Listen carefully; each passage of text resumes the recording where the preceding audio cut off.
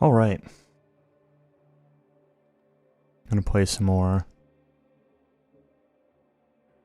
Doom. We're getting pretty far. We're into Titan's Realm, so we're back into Hell. In the last stream, we beat the Cyber Demon.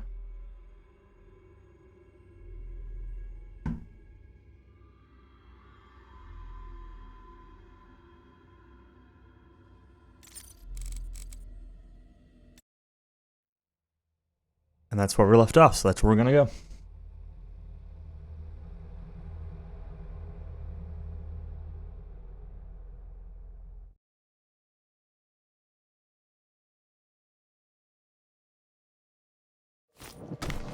Oops. I'm gonna chat to the front.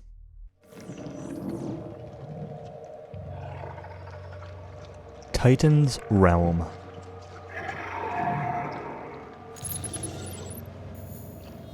For some reason.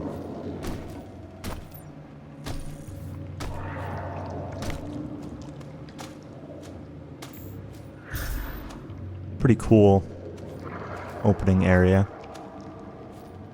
On the ribs or bones, some large thing. Big skull over there. Some claws.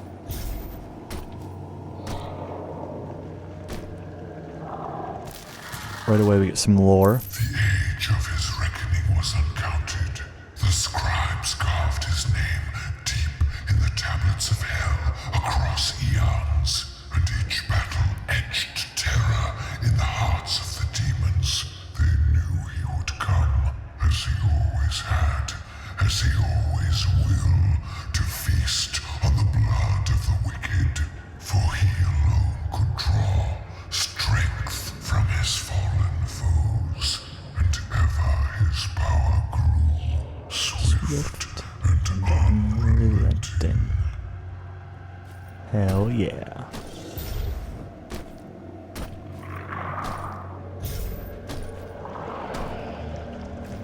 Don't always see much around the sides, so I guess we here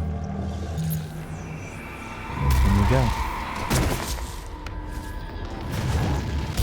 And we're immediately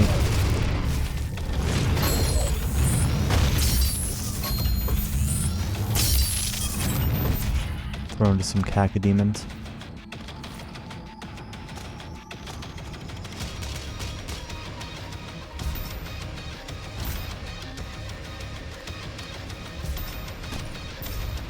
Nothing behind us. Yeah, just some darkness.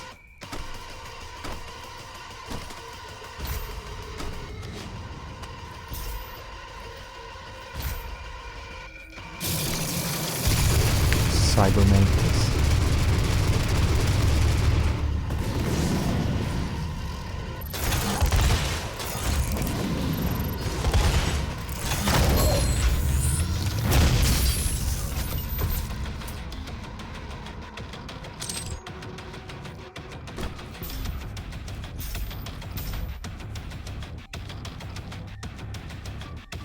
Level immediately throws these little guys at you. I hesitate to call them little guys because some of the strongest enemies that it's throwing at you, but it's throwing out in such small numbers that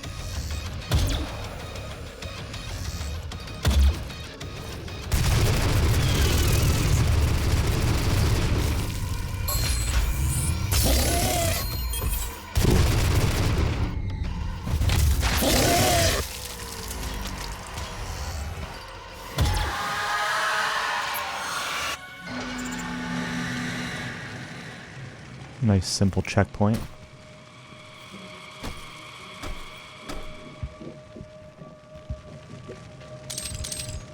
I am playing this game, this playthrough, like, feel a little bit less run and gunny than normal.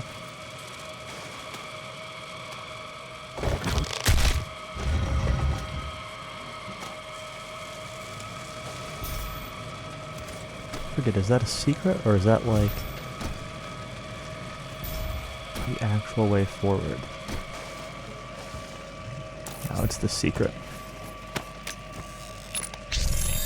I should look at how many tokens I've got and how many I need for an upgrade. Oh, I've only got one. Well, alright. I guess I want 3 for grabbing ledges faster.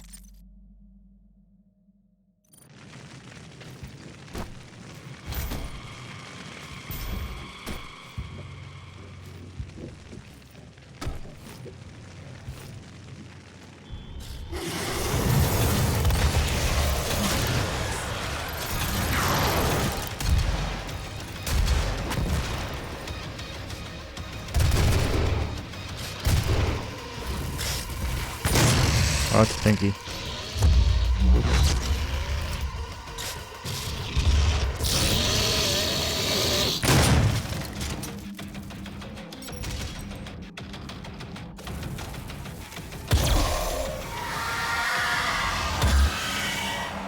Whew. That was close.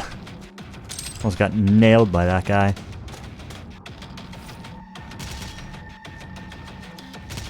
I've got really good armor. I don't really need to pick that up. Not yet. I feel like hitting that is going to spawn a bunch of enemies. Because it's Doom, and that's what it does. Let's grab it, whatever. Hey look, a bunch of enemies!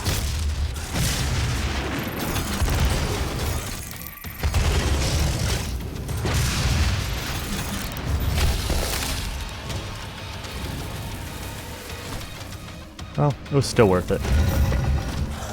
Well.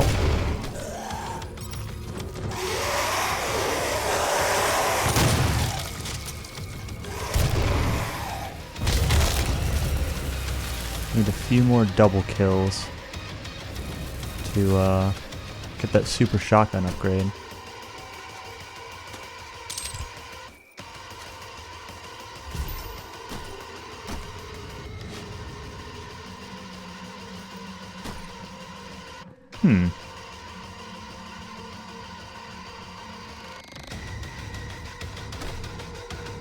Really? Huh. Wait, where do I actually go? Oh.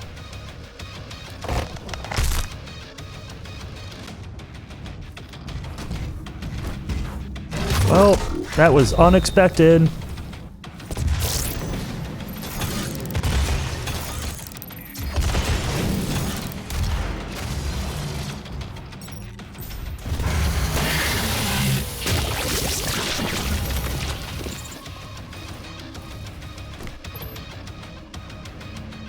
Let's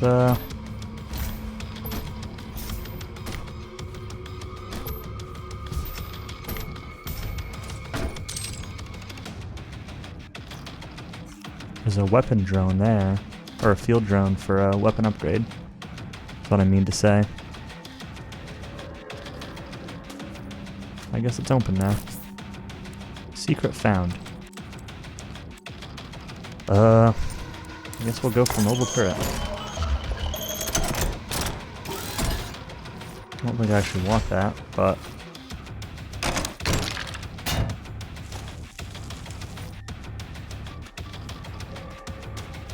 Man, getting surprised by that Mancubus sucked. I took a lot of damage from that dude.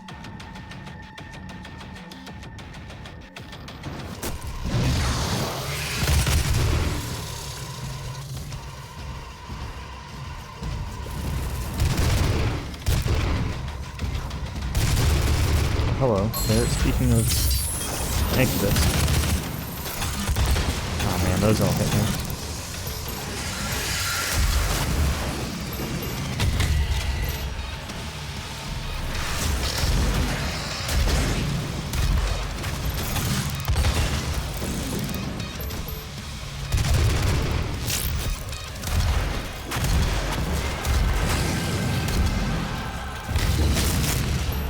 Let's knock it on by the Cybermantius.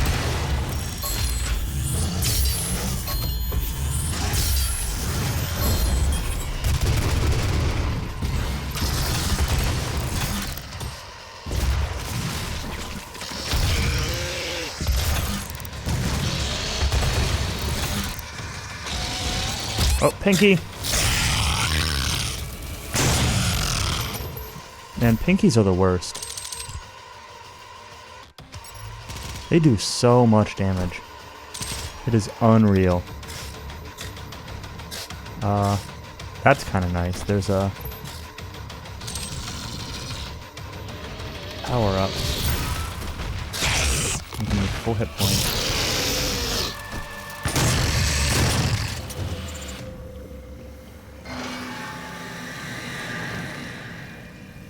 Checkpoint reached. So there's a portal there. There's a max health thing there. There's a jump pad down here that I didn't even get to. This would be like a really cool multiplayer map.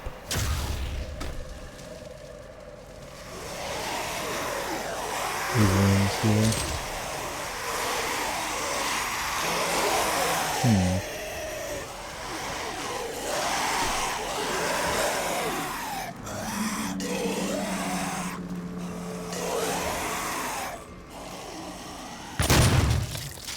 Good.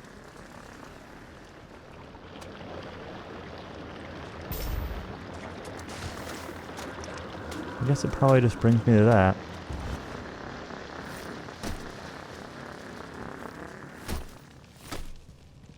What is chainsaw ammo back here? What is this for? Is this a BFG cell or something? What does it say on it? Power something. Power cell, maybe?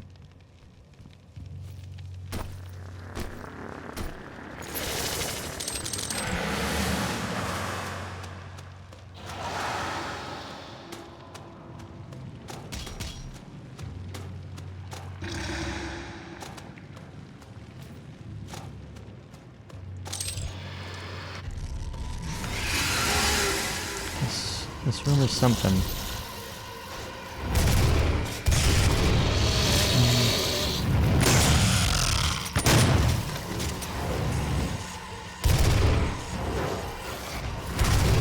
Alright.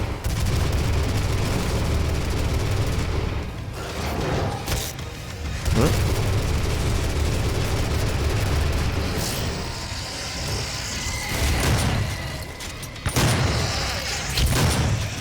Really? I didn't kill him, then I skipped, or I didn't get him in glory kill range, and then it skipped the glory kill. Oh boy. Well.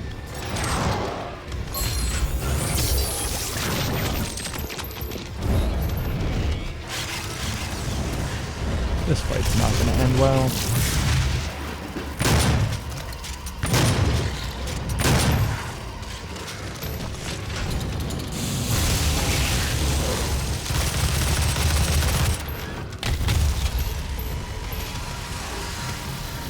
Probably. I really need this armor. I missed it. There's another Mancubus.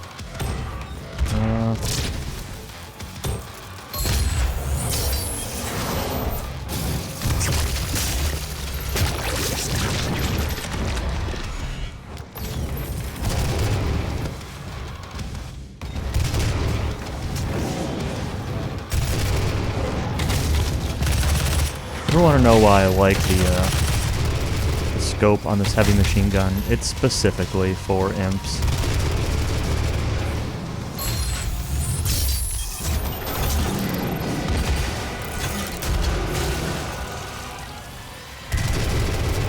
Baron of Hell, alright.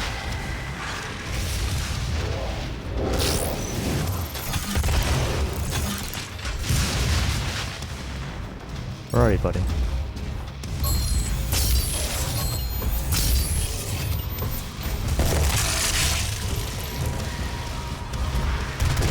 Another one.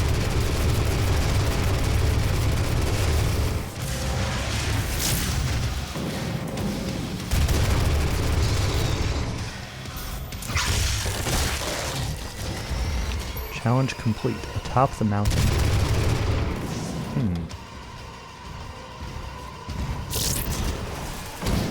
Oh boy, I didn't want to get hit by that. Make sure sure there's not another one of these guys around here somewhere. Nope, we're good. My resources are very quickly getting diminished, I feel like, after each of these fights, but particularly my health and ammo, or health and armor, sorry, are trending downward. Oh, there was a quad damage over there? Alright, well, let's save that. I'll grab that right before I go into the next, that next portal. And, maybe we can start the next fight with a bit of a boost. Getting lots of armor pickups around here, but not much health.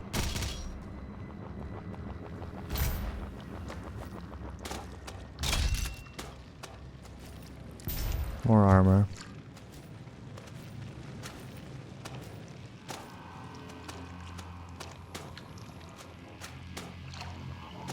Just making sure that wasn't two portals right next to each other. That's the kind of thing I would do.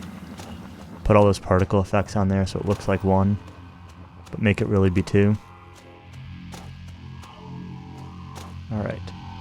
I don't care about not much health because I get this. Quad damage. We're just gonna go on.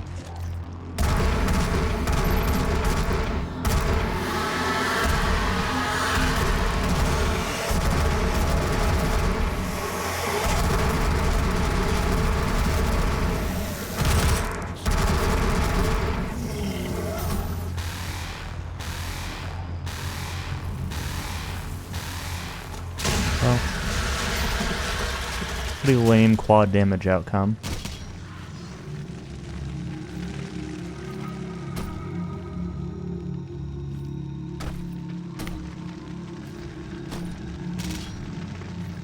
Oh, I did get the, I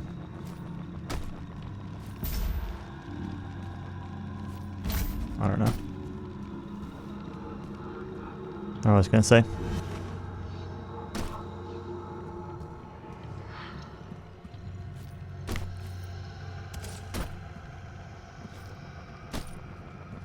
Let's see. Collectible.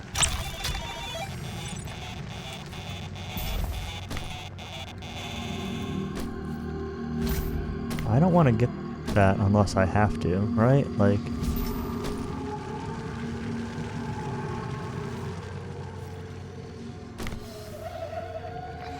I don't need that armor, and I really don't want it to spawn a bunch of enemies.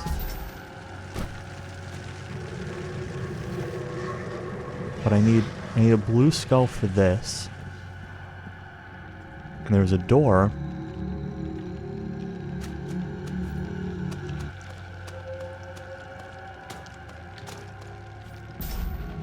That looks like it requires a switch to press. This door over here.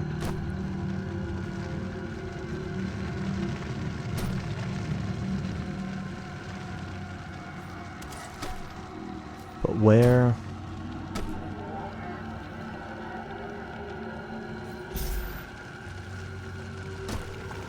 I need to pick this up, aren't I? Alright.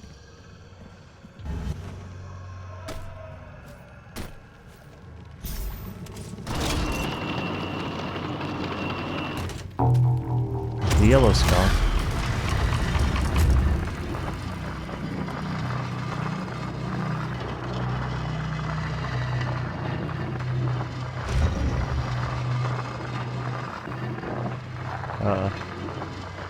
Thank you.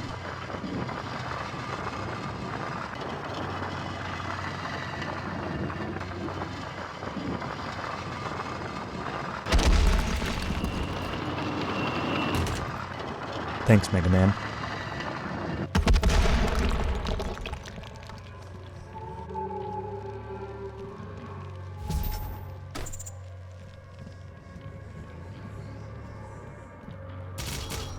Checkpoint reached as bars cover up the door that requires the key. There's an Argent cell in there. I didn't really look to see that there's, I guess, one more elite guard and one Argent cell in here. I missed some lore back there, I think. I wonder if I can get back there. I think I can.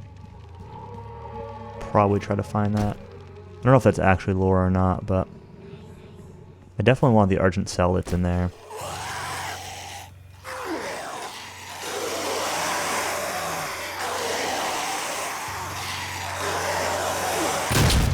Oh, really? Guy leapt at me.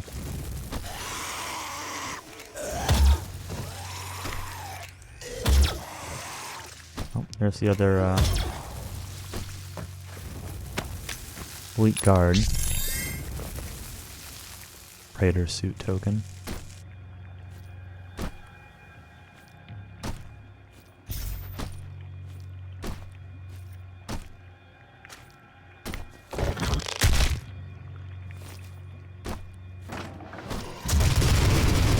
Oh boy.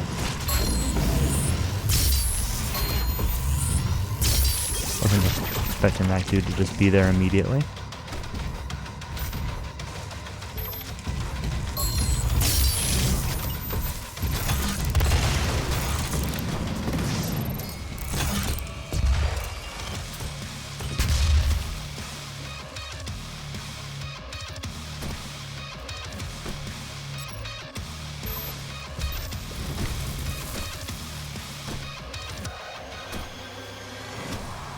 Nothing else in here?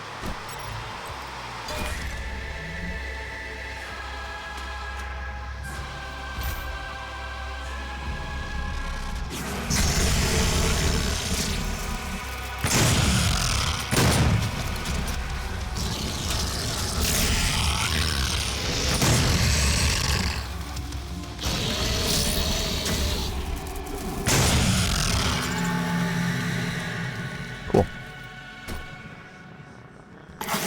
Lore. And an Argent Cell. I think we're down to just 2 more of these, right? This and 1 more.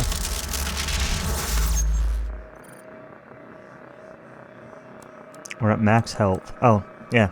And max ammo. So I guess we're just going for armor now. That's actually probably what I wanted anyway. But... alright, I want to go back. Can I go back? I can't. Well, no, it'll definitely backtrack me there because there's still doors back there. I was gonna say I'm missing lore back there still.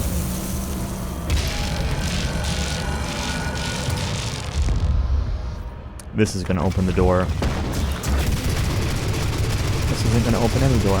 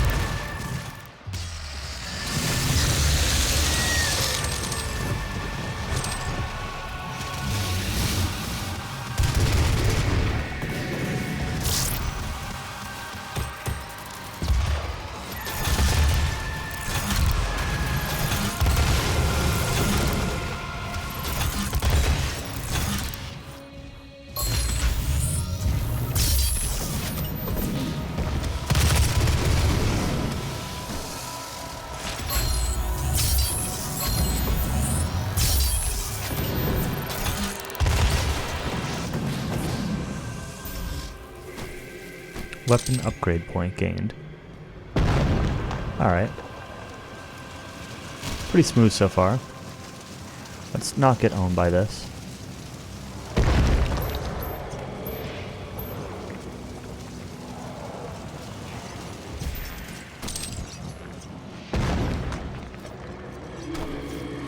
some BFG ammo, but I haven't used any of it, so.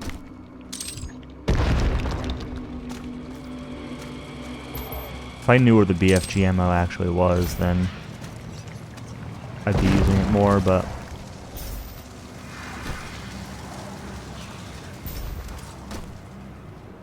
I know I need to go up that crusher. I'm trying to look to see if there's anything else around that I'm missing. I guess not.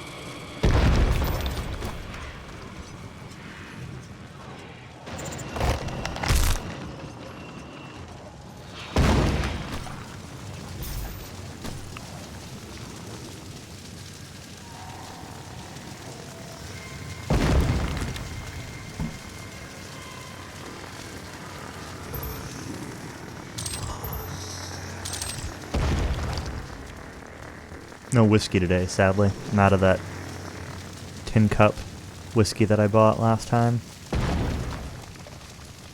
Kind of sad because that stuff's pretty great.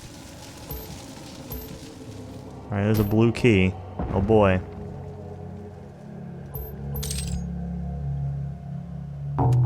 Grab it.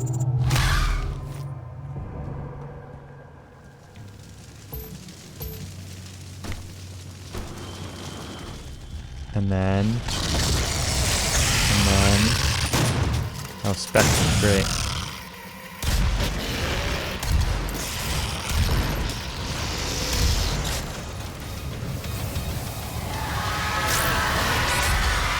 Oh no.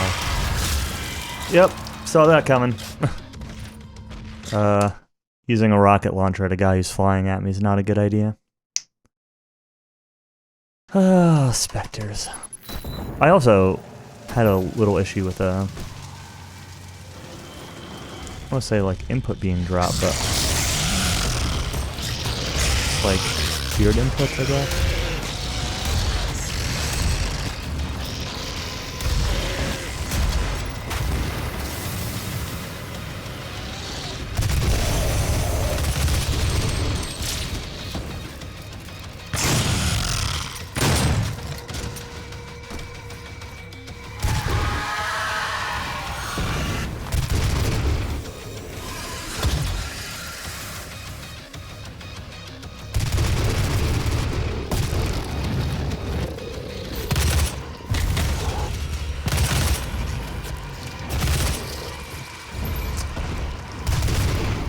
Damn. No! He moved faster than I thought. I expected him to be back farther away. I was trying to lock on, and then I panicked and shot. That sucks. Well, just jump down here and start this armor, I guess. Oh no. That was...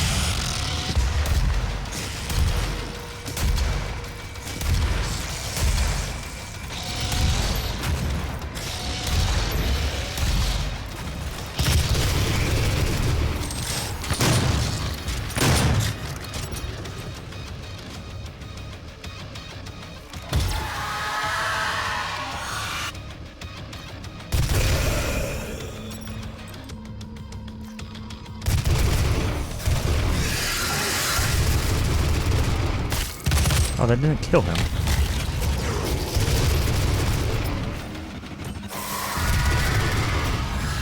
Oh no, I'm stuck. I can even lie.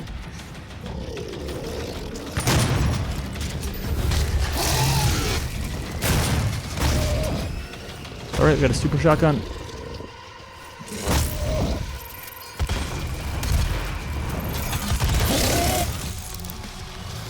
What hit me? Oh, this guy.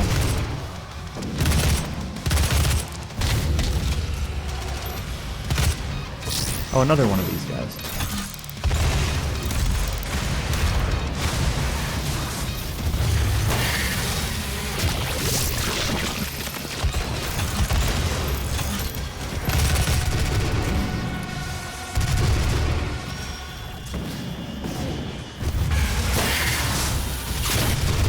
And another one.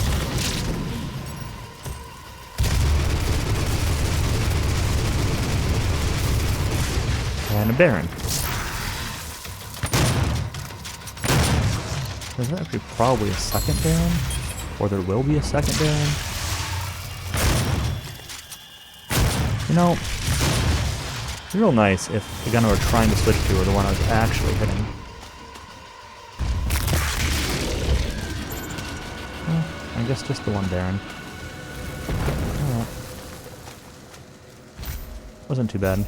Live again for some reason. Hello, Rotoast. The real for some reason of this stream is playing Doom without alcohol.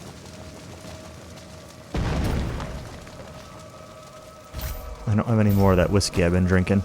And, I've only got some coconut rum, but I don't have anything to mix the coconut rum with. I mean, I could drink it straight, but coconut rum by itself isn't great. And this is a fun game to play with a little bit of alcohol.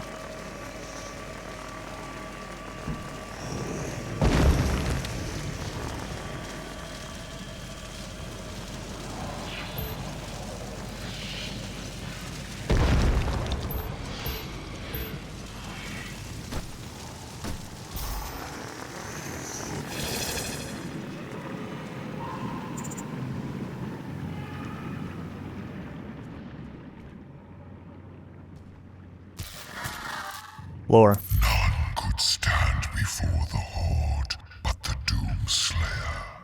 Despair spread before him like a plague, striking fear into the Shadow Dwellers, driving them to deeper and darker pits. But from the depths of the abyss rose the Great One, a champion mightier than all who had come before. The Titan of immeasurable power and ferocity, he strode upon the plain and faced the Doom Slayer. And a mighty battle was fought on the desolate plains. The Titan fought with the fury of the countless that had fallen at the Doom Slayer's hand. But there fell the Titan, and in his defeat, the Shadow Horde were routed.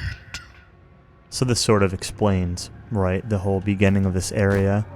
The start of this level, you start spawning in where there are some bones. What was that lore that I thought I missed? Okay, cool. Some giant bones. And it's like there's like a skull and claws, and it's very clearly meant to be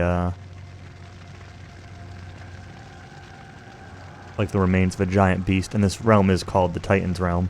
So it's telling the story about how the Titan of this world originally fell to the Doomslayer. So I've been in this room before, but this was not here, which means time for battle. There's a secret over here I missed. This must be one of the Doom 1 levels. I'm at the end of the stage though, so I should probably go do that if I'm going to. If I can get back up there. But I assume I can.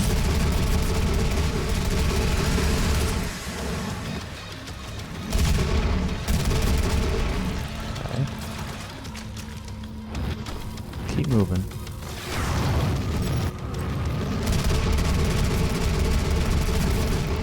Imps or nothing.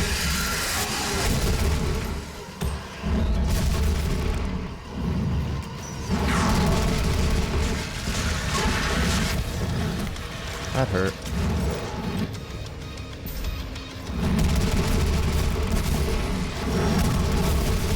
Say imps or nothing. I'm getting hit by them a lot.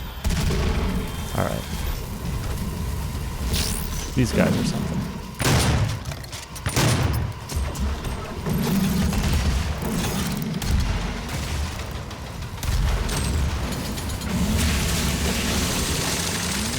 Take that. Summon is great.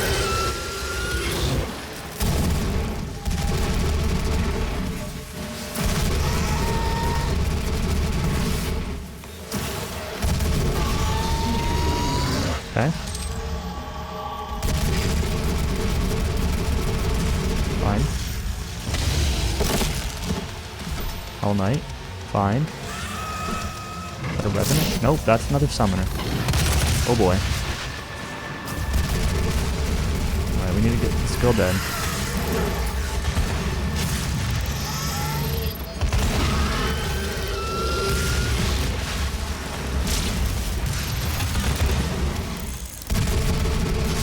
Oh boy.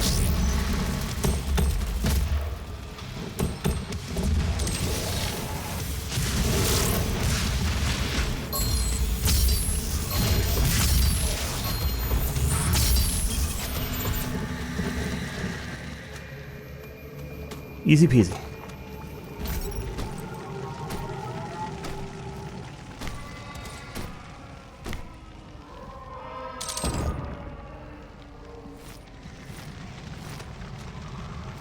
Out of ammo on my heavy assault rifle. Where did I say I was gonna go? I said I was gonna try to go back that way. If I could find that secret that I missed. Let's go.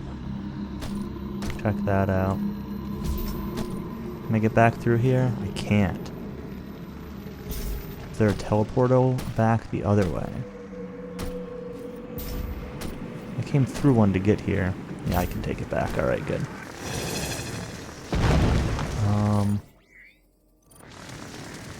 Now whether or not I can actually get back to where...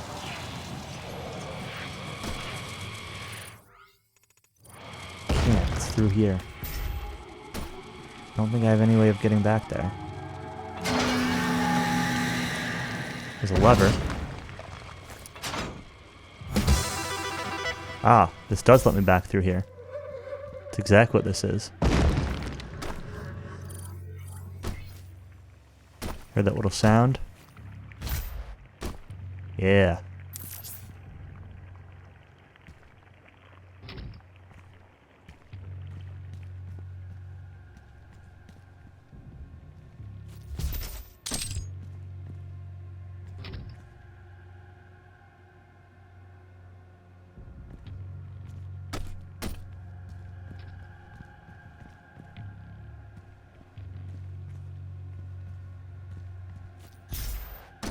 Is this all that's here?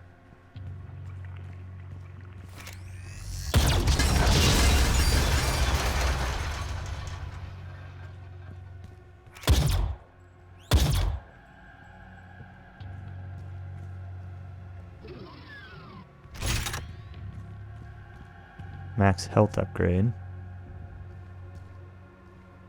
there a switch on this?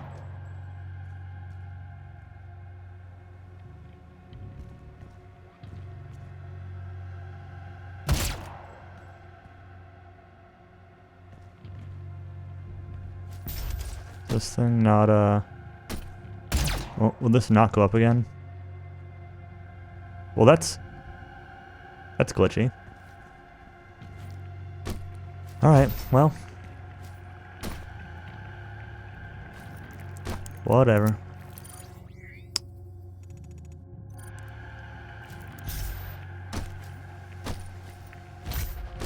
Let's, get back to the level end. Oh, I want, this. I should look around here for more ammo, too. Rockets. There's definitely stuff that I left behind when I was here earlier, but probably nothing significant. Shotgun shells, yeah. Alright. Good enough.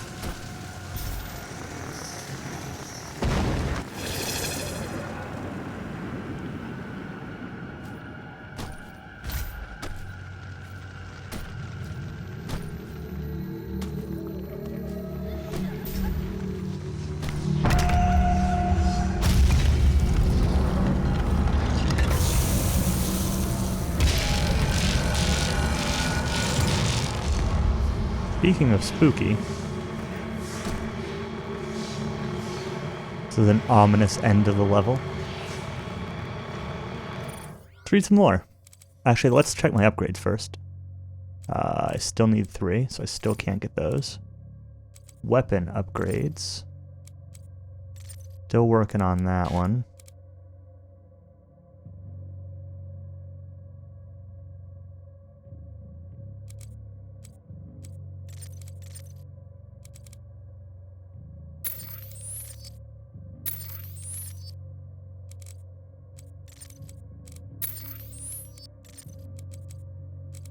grab whatever here. I don't really care.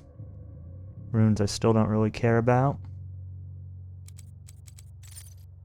Alright, lore time. Environments. Titan's Realm. After the disastrous Project Lazarus manned expedition, MTC 2145-128, it was decided to avoid Kettinger's Sanctum until the environment was more conducive to human exploration. The second Project Lazarus manned expedition, MTC 2148-177, so a little over 3 years later, was changed to a new location, an area referred to as the Great Steppe. The Corax tablets describe this area in detail. Through the Titan's Realm and down to the Great Steppe, or the trophies of victory, are kept through the ages.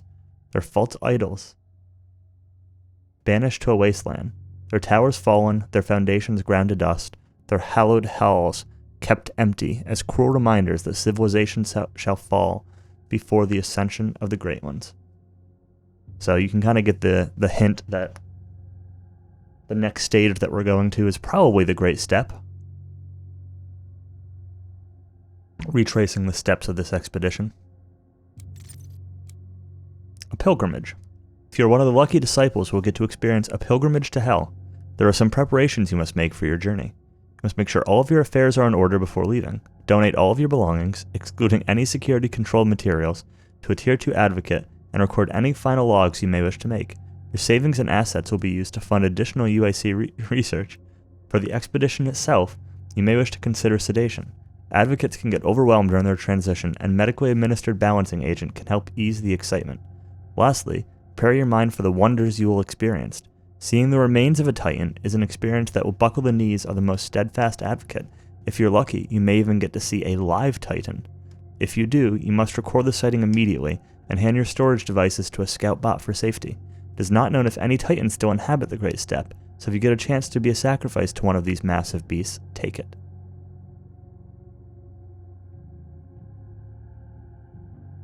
Unknown if any Titans still inhabit the Great Steppe. No more database, no more personnel. You get more weapons. Get a new entry on the chainsaw. Or chain gun, sorry. The mobile turret. It's the last upgrade that we picked up. A secondary firing crucible and compression chamber can be added to the weapon. This modification unbalances the weapon, so remaining stationary while firing is recommended.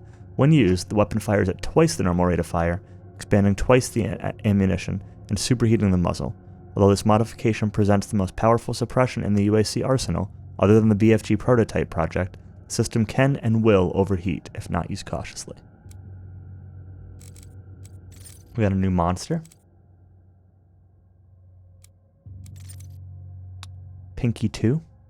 Or I guess new lore for the Pinky. I think we should have Spectre in here also. Pinkies will charge once their prey is detected, using a cortical bone plate that covers their face as a battering ram. They accelerate quickly, but have limited control in charging. Their inability to stop quickly or turn makes them vulnerable to charging over ledges or into hard surfaces, stunning them. At close range, the Pinky has a significant bite which it will use to fend off attackers. They have limited visual perception and rely primarily on pheromone detection to locate enemies. The thinner skin on their flanks does not offer as much protection and should be considered a point of weakness. Gnawed carcasses of Pinkies have been extracted from portals, suggesting that they are considered a delicacy in hell. And then the Spectre. Spectre is the unfortunate result of a misguided attempt to genetically modify the Pinky. Several Pinkies were gathered during the first Lazarus Project's tethering operation, MTC 2146-351, so between the two expeditions. Interesting. 4 of the captured beasts were vivisected. While 3 of these experiments resulted in the death of the subjects, 1 resulted in a Pinky with limited psionic abilities. In an attempt to increase its ocular capacity, the optic nerve of a cacodemon was transplanted into the Pinky. After the operation, the animal was returned to its enclosure to recover. It's believed that the beast was accidentally released from its pen when its keeper, thinking the invisible Spectre had escaped, opened the gate. Several months after the first Spectre went missing, the second tethering operation, MTC 2147-016, captured 2 fertile specimens. Presumably, the original Spectre wandered into the Lazarus Wave testing facility and was teleported back to Hell by a summoner. It's unknown how the Spectre managed to breed, but the psionic trait has carried to the offspring. Besides psionic invisibility, there are no known differences between the Pinky and Spectre. I feel like the Spectres don't seem to have as strong a frontal armor, but it's kind of hard to tell. It's kind of hard to really tell where exactly you're hitting sometimes, unless you're really close. The artifacts are just 2 more of these lore testaments. We already listened to them. And that's all of our lore for that stage. Pretty quick stage, pretty easy stage.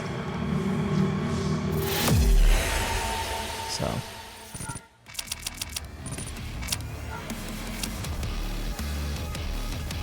I missed a secret and a challenge. But otherwise, fought your way through hell and found the Titan's core, a portal that gets you 1 step closer to the Crucible and defeating the forces of hell for good. You must crush the Crucible Guardians and retrieve what is yours, the Necropolis.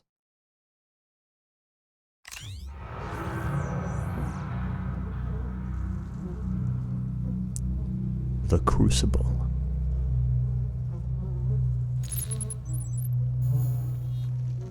Reclaim the Crucible. So immediately, we're jumped into a room with 2 obvious skull doors, a blue and a yellow. So we'll clearly be back this way multiple times.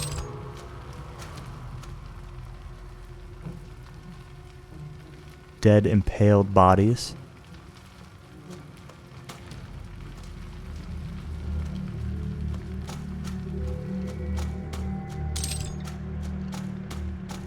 Interesting that looking through here, it's pretty clear that there's stuff,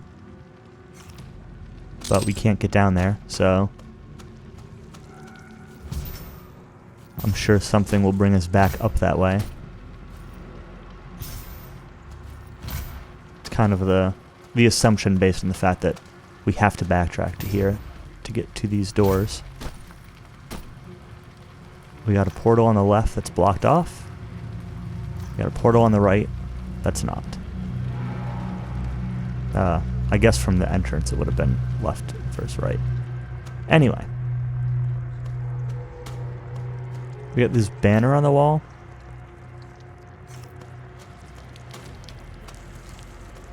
Compared to no banner on this one. And the icon of the banner kind of matches up with this, but upside down.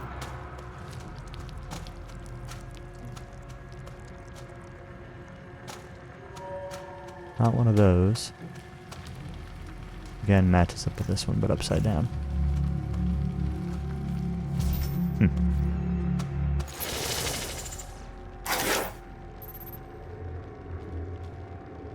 Codex entry acquired. Monsters Cyber Mancubus.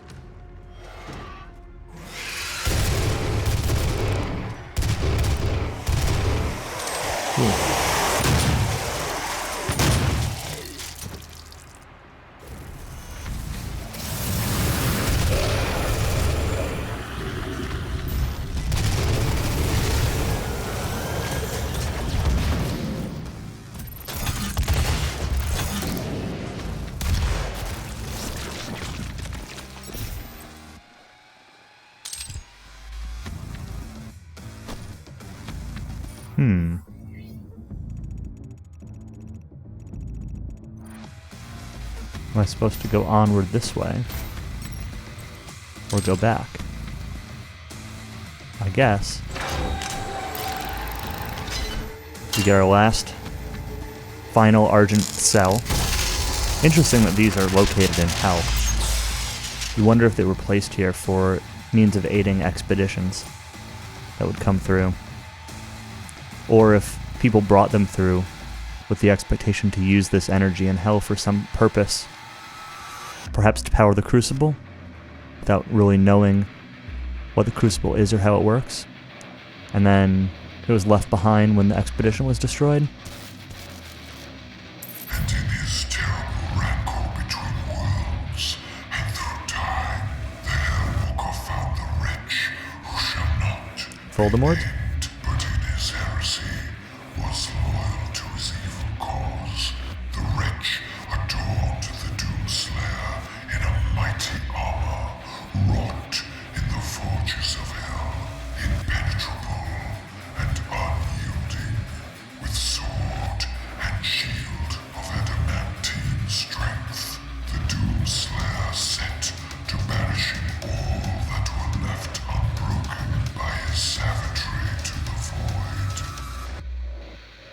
I want a sword and shield made of adamantine.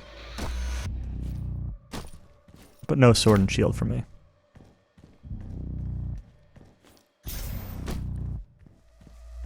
Door that we can't get through at the moment. But this is the one that opened up. Ooh. Oh.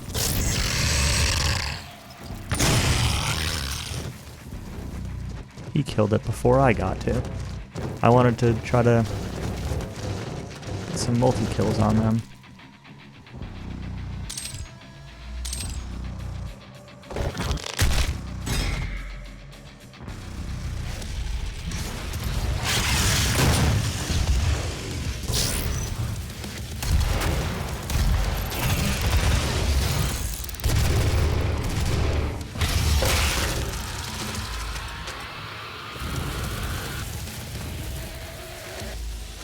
These things make a sound occasionally. Either that or the music makes a sound. It sounds a lot like enemy spawning. So the way I came from is now blocked off. I can't go back. But that's because of this guy.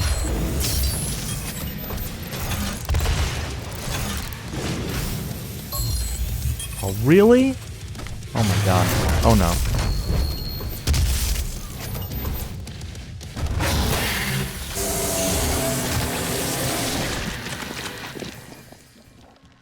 Silly.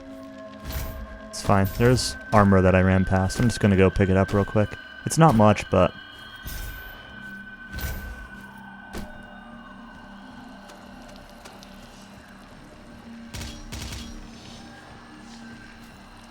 every little bit helps.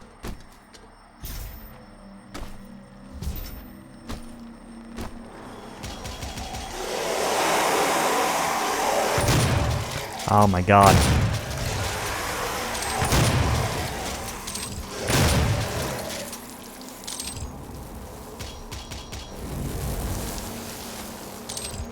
This looks like a hell of a room. There's obviously a door here.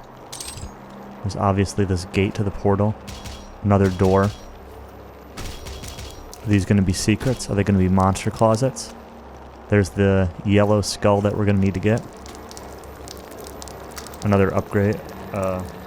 Power up. I think this one's a haste. Let's see what we get.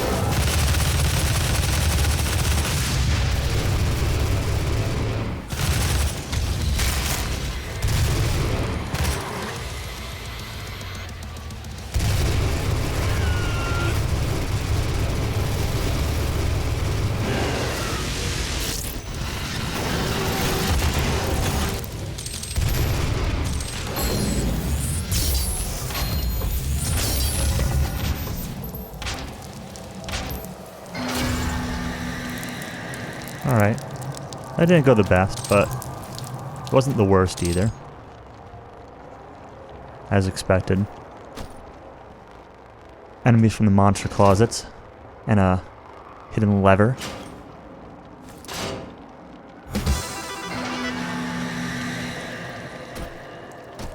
Gonna open our pathway back to a hidden doom stage. I'm gonna grab the skull. We gotta go through that portal, obviously, but get the map while we're here. And clearly on the map you can see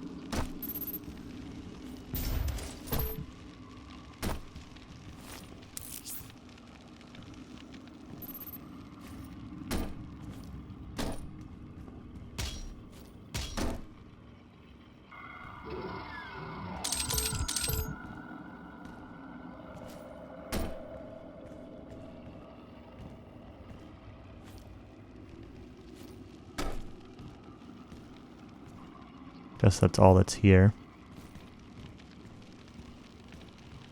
But we got some ammo. Always useful. So it's behind door number 1.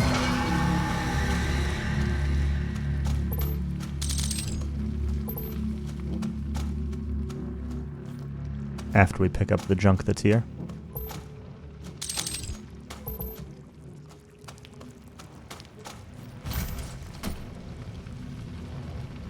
The yellow skull, so yellow door it is.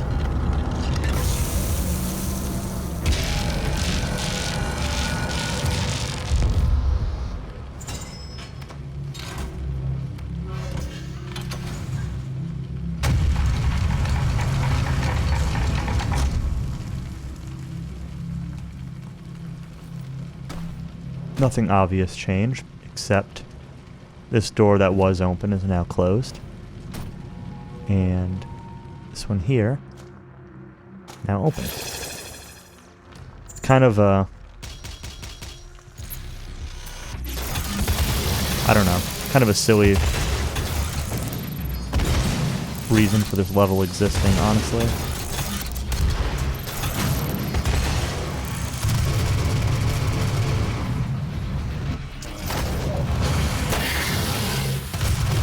Oh no.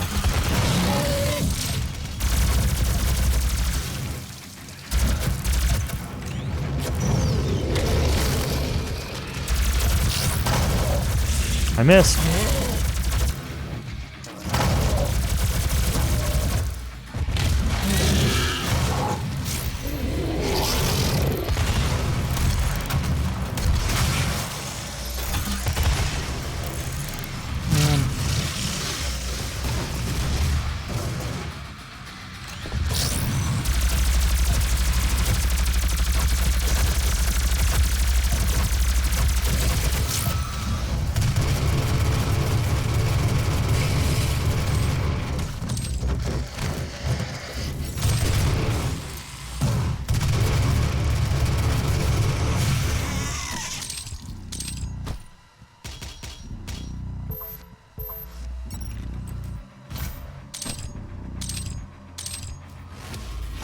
I say, now what?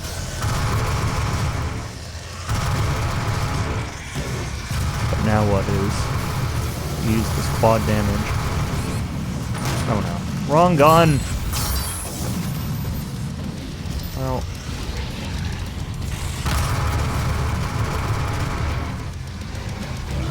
Oh no.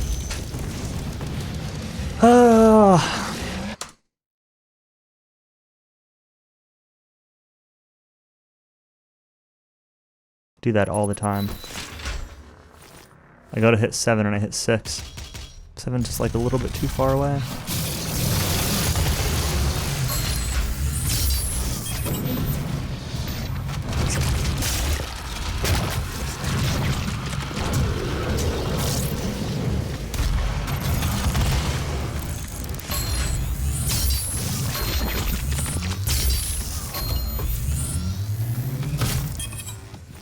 Wait, where's the other cat demon? There were 2 last time. Oh, there he is.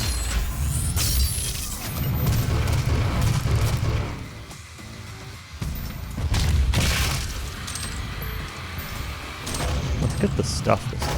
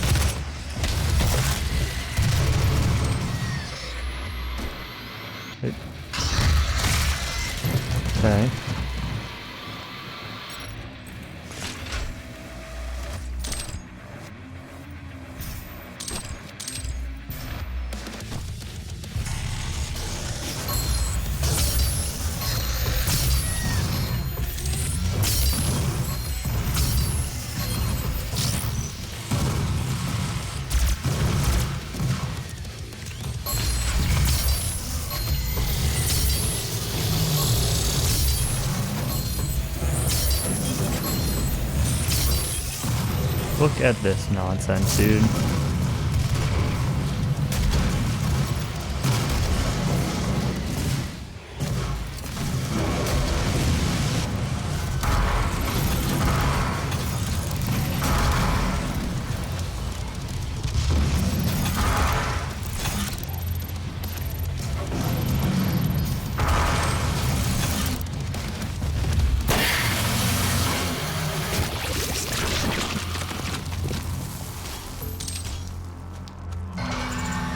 Oh, that's it. Okay, that wasn't too bad. Kind of expecting some Barons of Hell to show up or something at the end. That'd be easier than I anticipated. I know I died once to it, but dying once in this game means it's not too hard, considering my success or lack of.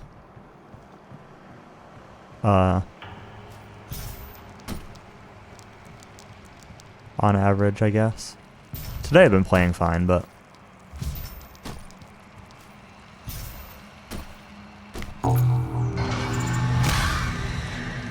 map updated.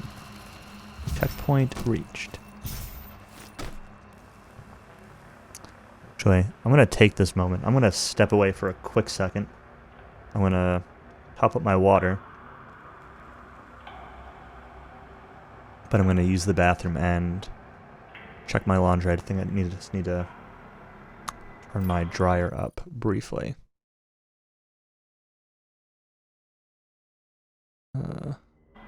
Yeah, be right back.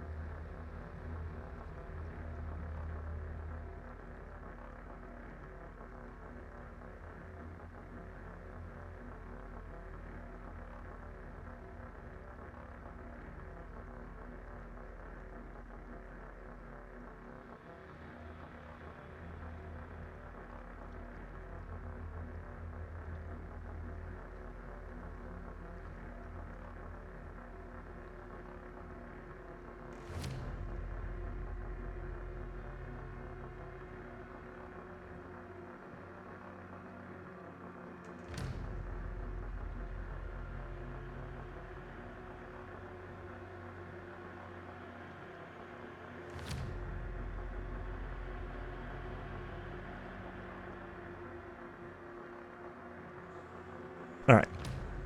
I got my comforter in the dryer. That thing does not like to dry. For some reason, it doesn't seem like it absorbs water that well, but doesn't like it, when I take it out of the washer, it never seems that soaked, but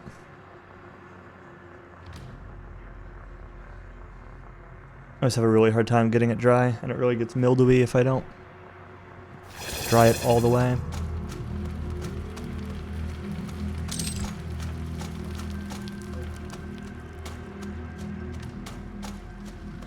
Alright, so we are, well, I'm guessing close to halfway through the level based on the tokens. It's been crazy so far. 2 elite drone or elite guards here that I haven't found. I guess this bottom section looks fairly large. Well, maybe.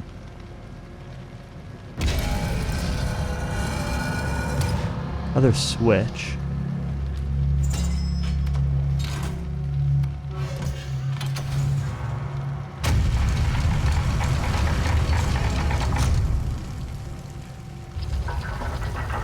Turned those gears.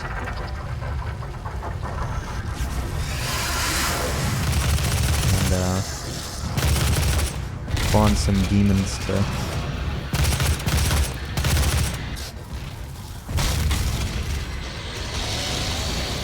after us here. Oh no.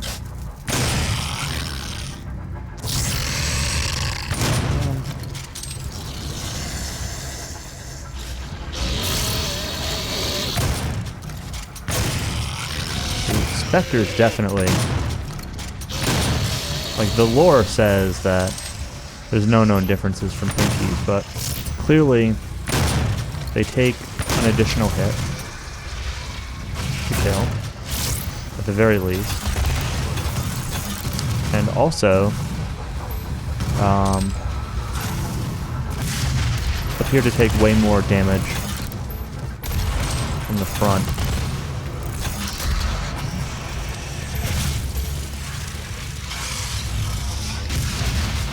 Oh, hello, Baron of Hell. Hello, 2 Barons of Hell. I'm just gonna BFG you.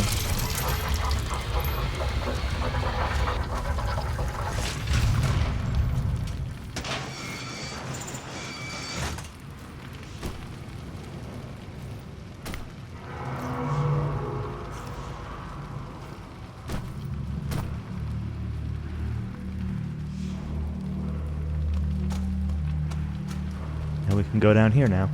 As I mentioned, it was pretty clear at the start that there was going to be stuff down here. And here it is.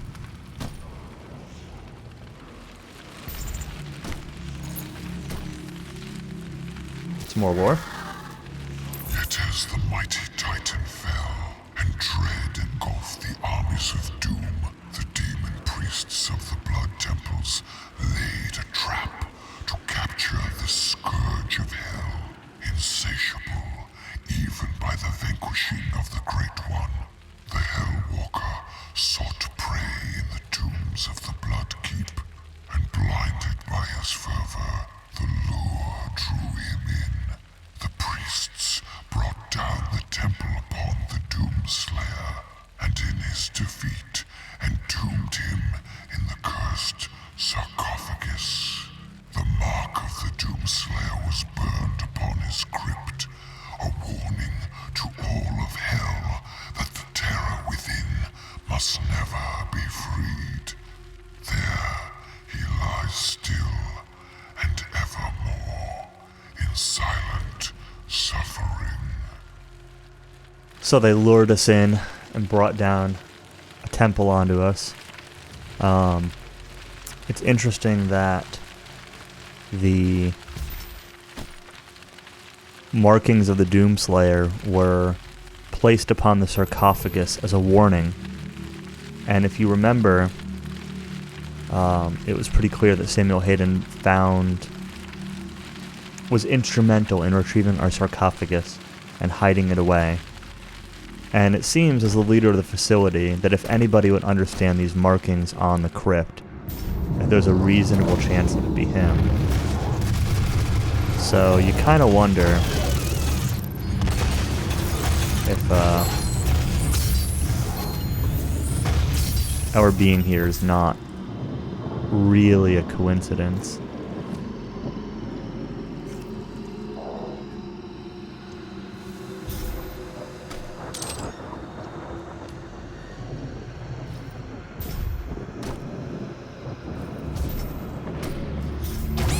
Oh, really? That's so dumb.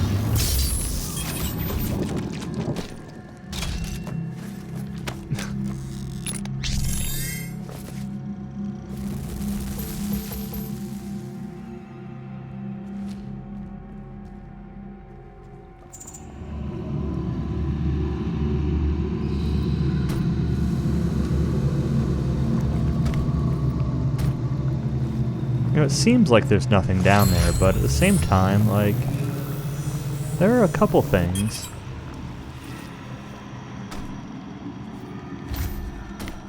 Down in that abyss somewhere. Blast. That's all of our weapon upgrades. We now have all of them. We have all the Argent cells, we have all the weapon upgrades. Or not the weapon upgrades with the points, but the weapon upgrade modules. We can actually probably spend some points here. This would actually be a pretty cool one.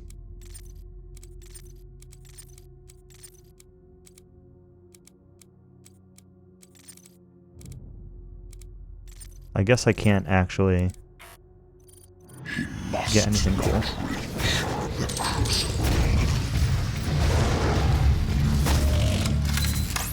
Well. Hello?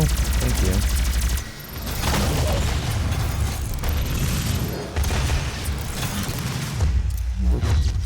Let's use these grenades to siphon some health back.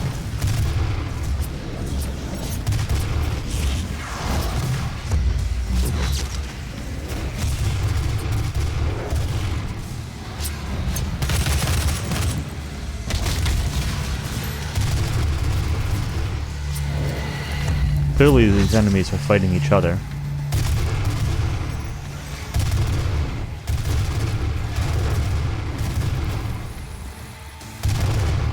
But even so.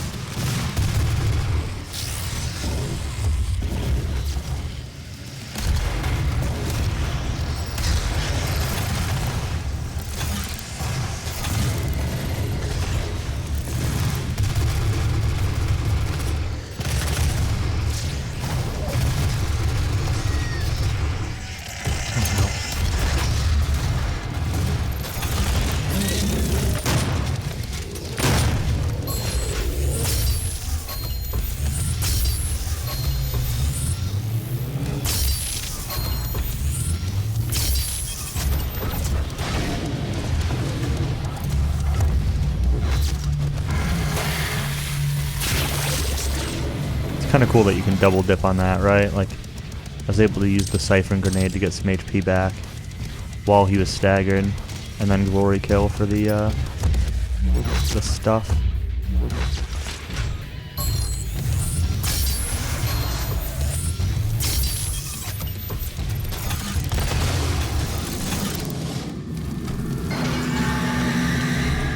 Wasn't so bad.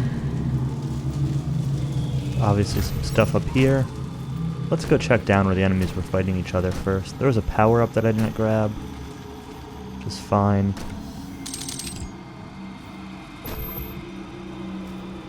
Ammo.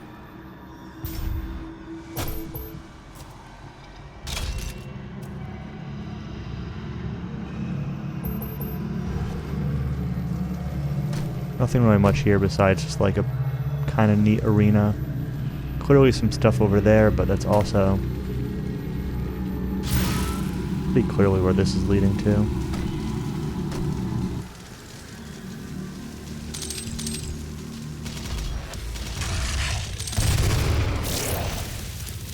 I remember this room. Oh, I didn't want the hologram. Well.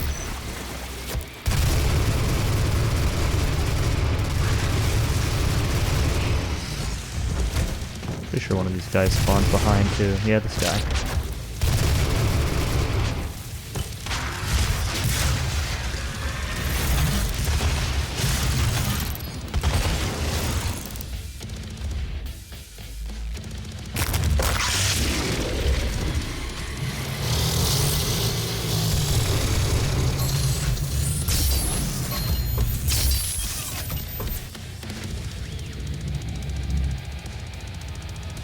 Having an idea of where enemies spawn or might spawn makes like such a difference for these fights.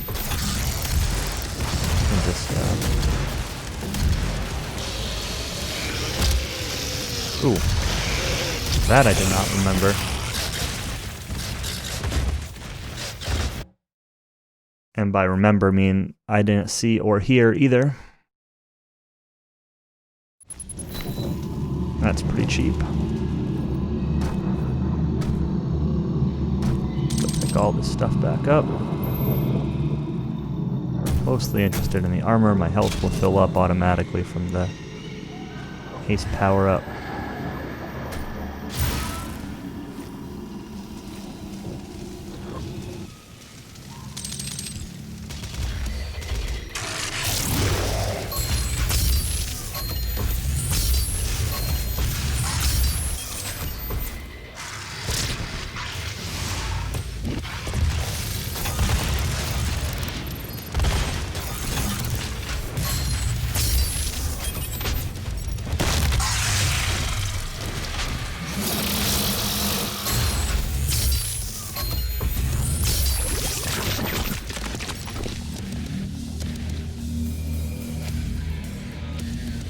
Alright, specters.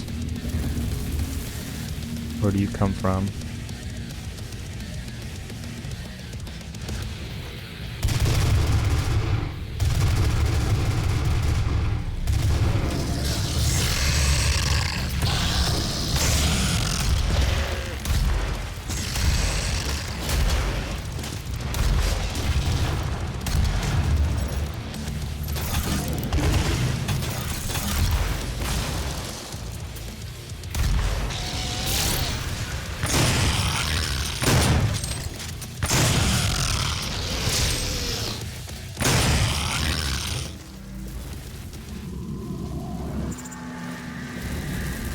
Much easier that time. Knowing about the specters, again, made a big difference. And positioning myself in a way to not get caught directly in between the two of them. Probably even more of a difference.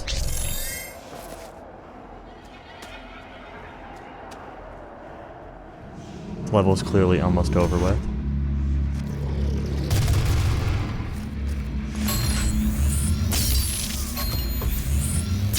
But room for one more solid encounter here.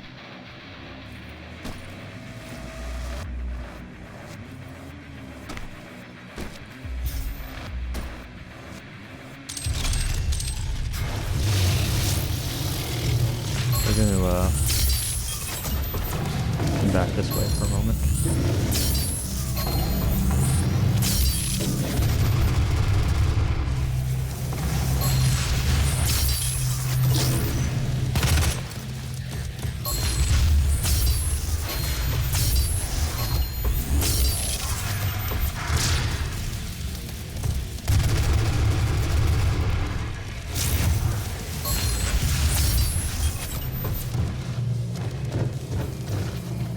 Couple simple little Barons of Hell.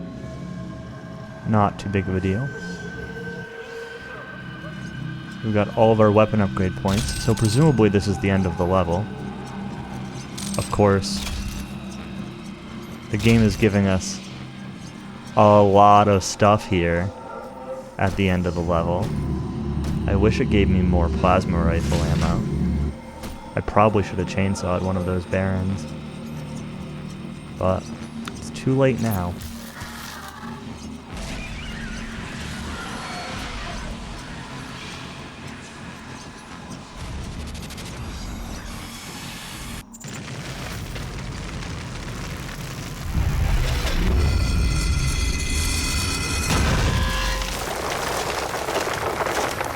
Well, well, well. This boss fight. This boss fight sucks. I don't really remember it too much. I just remember it being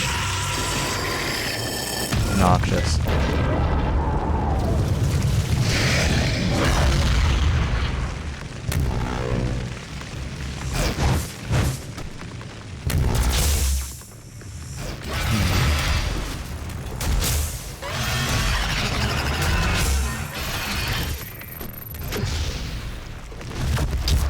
Oof.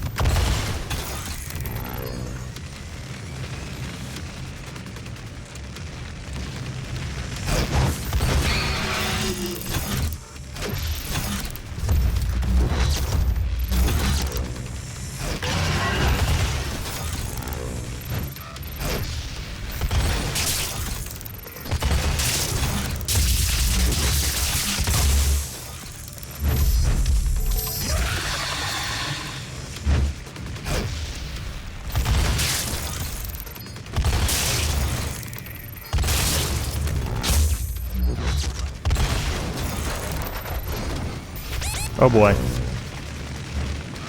I did not mean to jump there during that one. Also had no idea what that did. Alright, well that was silly.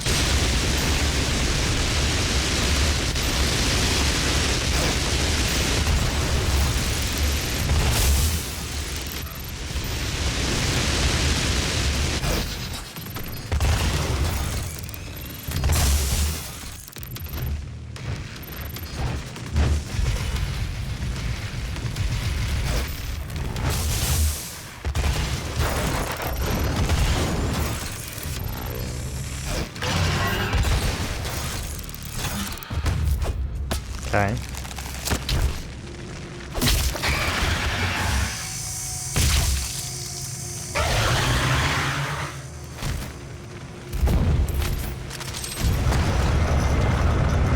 There's one.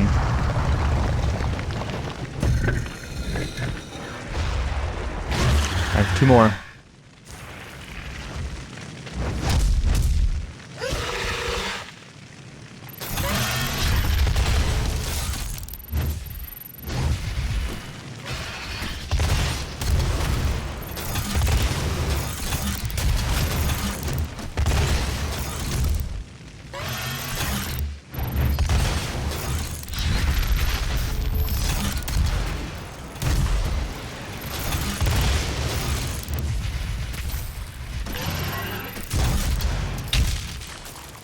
Wow, that missed. Alright. That came out a little bit faster than it did during phase 1, so I thought my shot was going to hit, and didn't.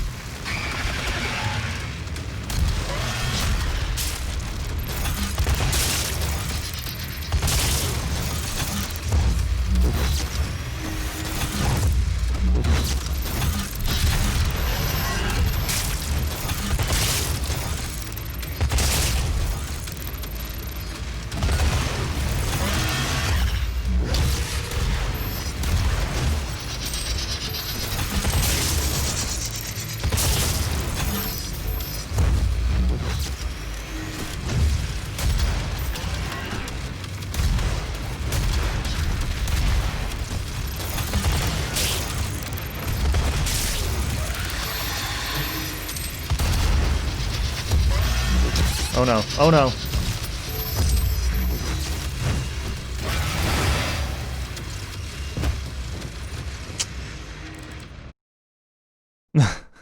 Oh no.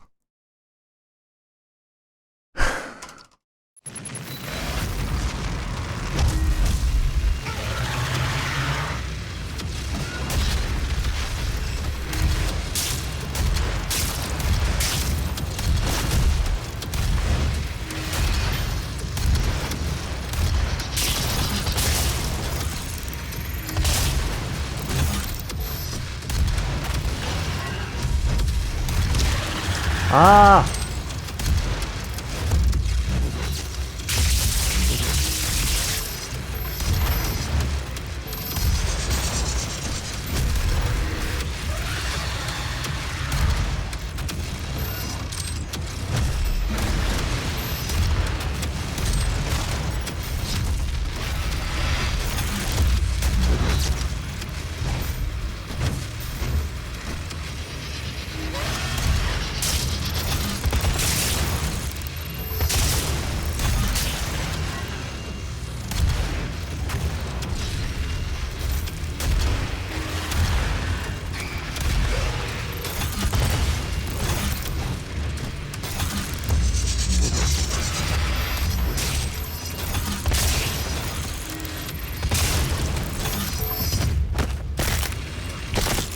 Boom. Alright, one more.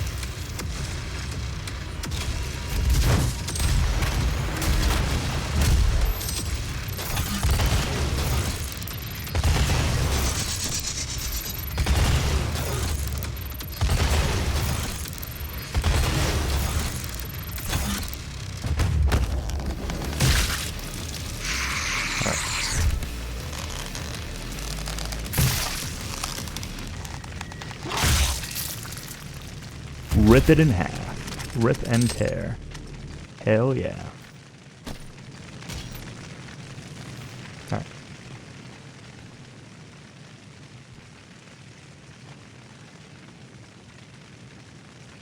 Before we grab this, let's read some lore.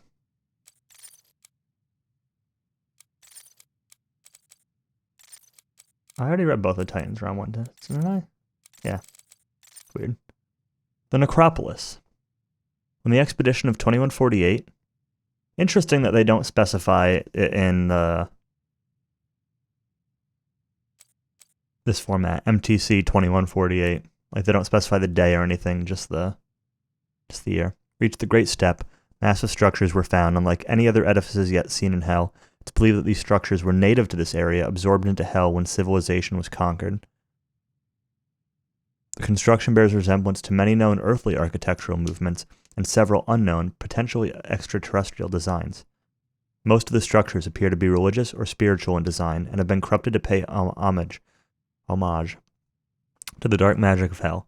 Although the expedition ended in a total loss of human life, it was considered a resounding success not only for the vast amount of data recovered by the scout bots, but also for the returning the petrified remains of a massive Shadow Lord believed to be an ancient Balgar demon. Great. Exactly what we want to bring back to Earth. The presence of such high-ranking demons in the necropolis suggests that the area holds some item of extreme importance or vulnerability to the demons. Current research suggests this may be the lost artifact known as the Crucible. However, no further expeditions to this area have been planned under explicit instruction from Olivia Pierce. Why would she be avoiding the Crucible, I wonder? Rest is important if you are to be a productive advocate. However, downtime does not need to be wasted time. When not working on the Lazarus Project, take some time to think about what comes after we open the gates. Where does this devotion and hard work lead? Why are we doing this? To answer that, you must picture yourself transported. What? That's weird. To the wide open umbral plains, or the steps of the great cathedrals of Argentdonur, or the glassy shores of the Lake of Fire. Imagine yourself worshipping before the icon of sin. Icon of sin. In awe of its splendor, even as it sleeps till the call of ages comes. Envision chanting the names of Dark Lords in the correct order, empowering them with your rote learning. Fantasize about how it will feel to sense the caress of the Bukavak as it rises from the blood pools of Angrax and strangles the life out of you. Now you can return to work, Advocate, for now you know why we do this. That's really motivating. Weapons, probably the last weapon lore we'll have here. The Heat Blast for the plasma rifle. A copper crucible attached to the focusing lens of the plasma rifle absorbs residual thermal energy from the weapon and can discharge it instantly by transferring the heat to a borosilicate diffusion chamber. This creates a heat wave from the end of the weapon that causes localized damage and sometimes creates a pressure wave that will knock back targets. The crucible recharges with normal use of the weapon. While the operator of the weapon is partially shielded from the charge, it's recommended that a thermal protection uniform, such as the X-Suit prototypes, be worn while operating this modification. That's no problem for us. Got lore on Hellguards, the boss we just fought. The borderlands between Titan's Realm and the Great Steppe is home to one of the most ferocious demons yet found, the Biomech Hellguard. While there has been no direct human contact with this beast, it was discovered by scout bots during the Project Lazarus tethering operation, MTC 2147-016.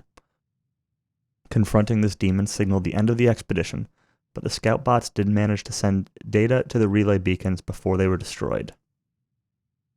A detailed study of the few video frames that were captured before the equipment was destroyed revealed that the Hellguard is actually a parasite housed within a bone and keratin exoskeleton. The parasite, imbued with enormous quantities of Hell energy, provides power to the Hellguard and controls its actions entirely. Oops.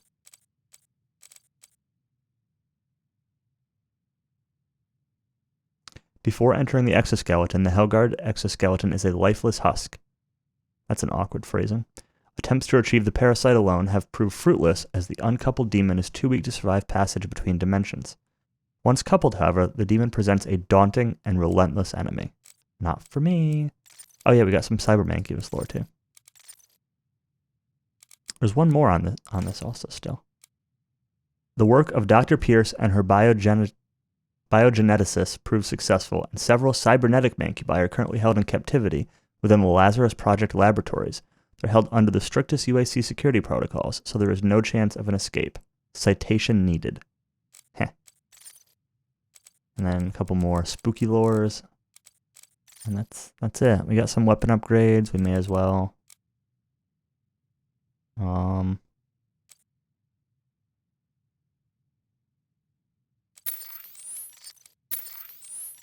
as well grab a couple of these. Or any more of these? 3, 5, 3. Sure. Suit upgrades. Let's grab ledges faster.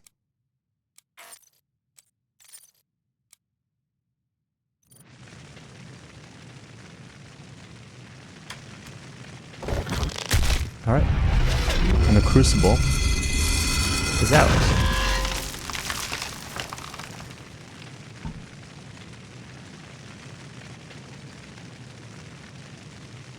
Now Samuel Hayden said we were going to be tethered back to out of hell.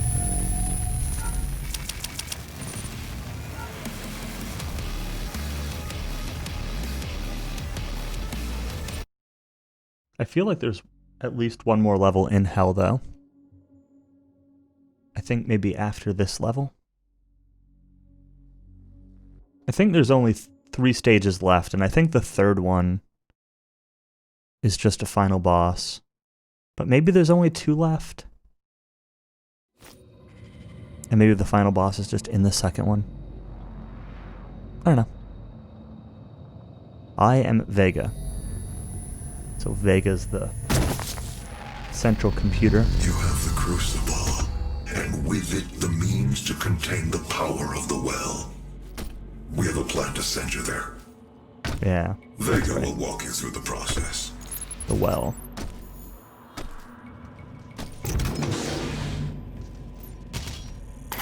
Immediately grab some lore. Actually, I just need to go take some nasal spray real quick. I'm kind of stuffy.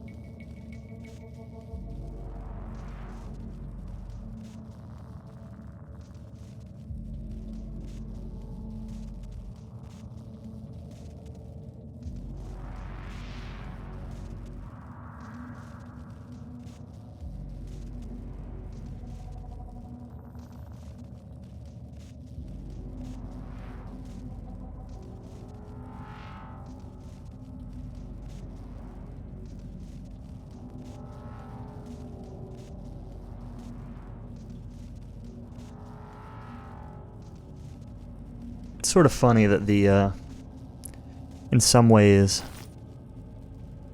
the farther you get through this game, the easier it becomes. Not really, like, the encounters and enemies they throw at you are clearly much more difficult.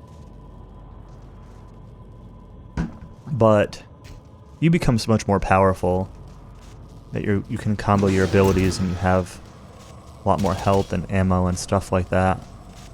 Fighting imps with, like, a pistol and shotgun the start of the game is way different than This is my primary operating facility. It is where I was created and where things my now. core And the imps processing are unit is maintained. they do so much damage on It takes Nightmare. approximately 2.4 terawatts of power to sustain my operational capabilities, but it has been decided that we can use that power to send you to the source of the portal.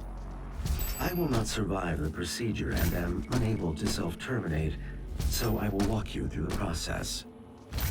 All interior and exterior facility doors have been secured. You will need to begin by finding a way in and disabling the security systems. So I remember there's like a 4 cooling tanks area later on in this stage.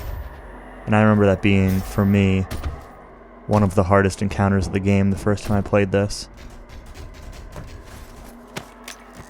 And there's another encounter. Well, the next stage is also fairly difficult. The next stage, I think, has 3 main encounters. 3 main things you need to do, anyway, with an encounter at each. I remember those also being pretty difficult. But we'll get there soon. I'm probably gonna try to finish this up tonight, because I think I'm really close. As long as I don't get walled on these things.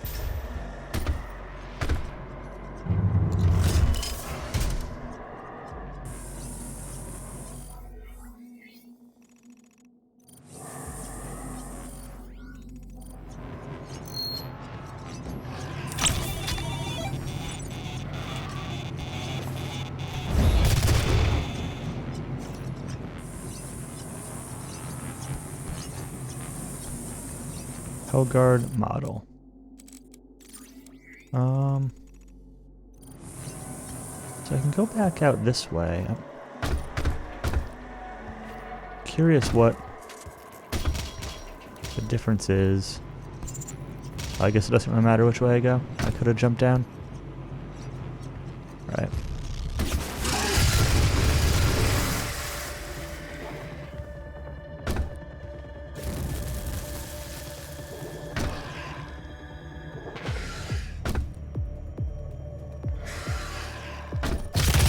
Oh.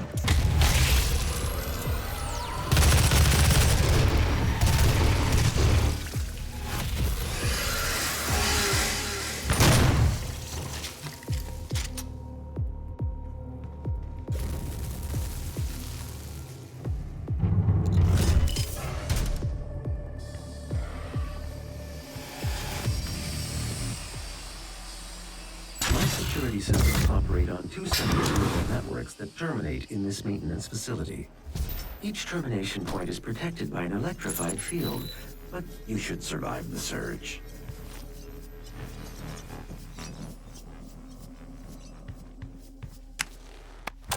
Neural network number 1. Primary node Security switch number 1, I should say. Alright.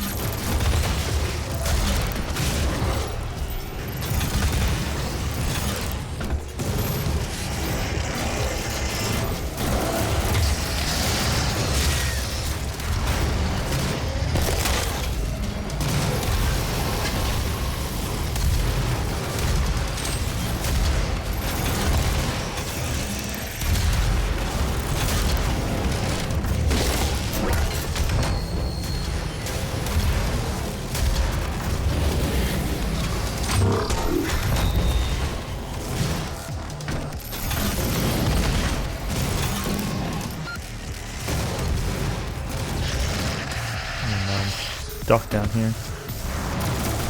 Alright, we're fine. Oh boy. I just took a bunch of damage from, like, that imp as he was dying, which is really silly.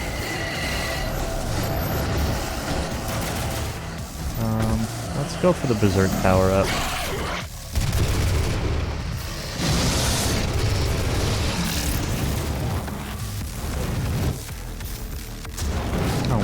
God.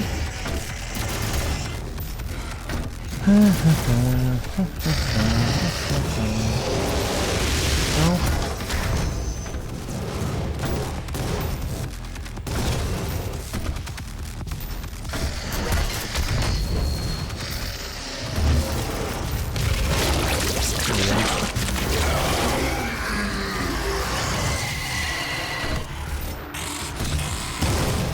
Stop!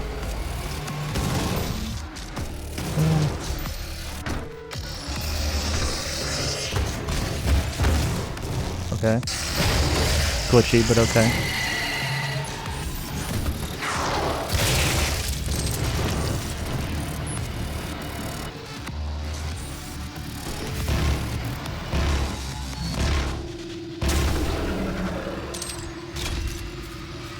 Oh, there's the second switch.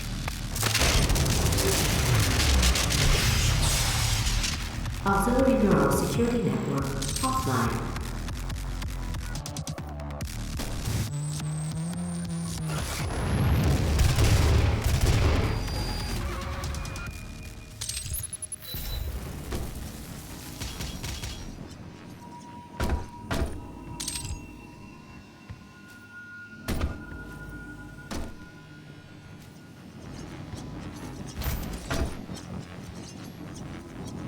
My vital operating systems are now vulnerable.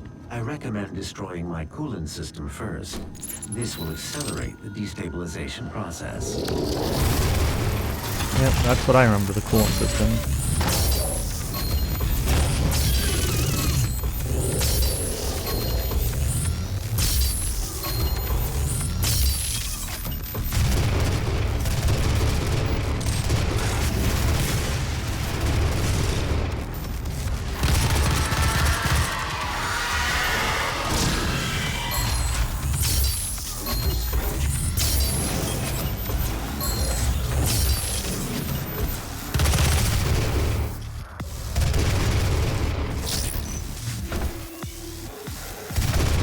Stuck.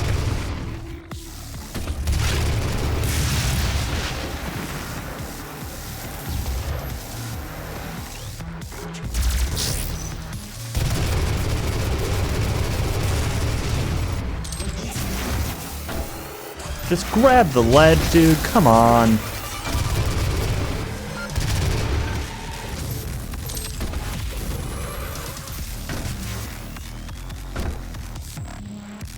The terrain in this level is really frustrating. Because you get caught on like everything.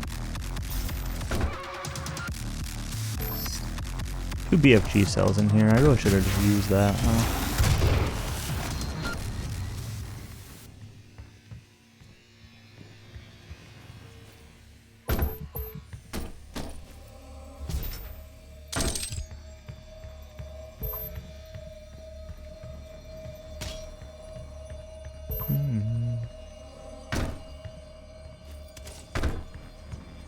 What else we got?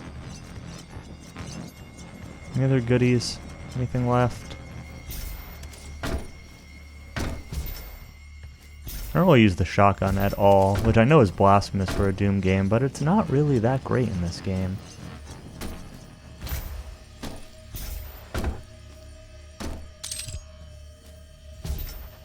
Not on this difficulty, at least. It's probably awesome on normal. 1 health per. Should you find yourself caught in a level 3 demon contamination event, it is important that you remain calm. A tier 3 fellow wouldn't panic, and neither should you. Tier 3 fellows, the ones who have simply given up their lives.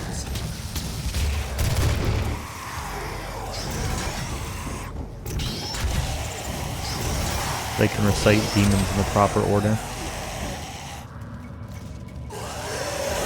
Weaponizing demons for a brighter tomorrow. Which way?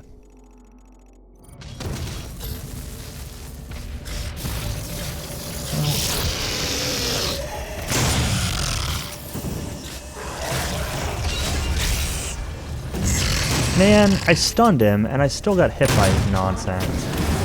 Eh, whatever. That's fine. And neither should you.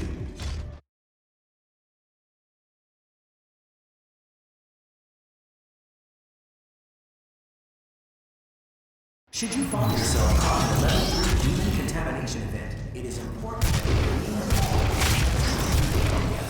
And neither should you.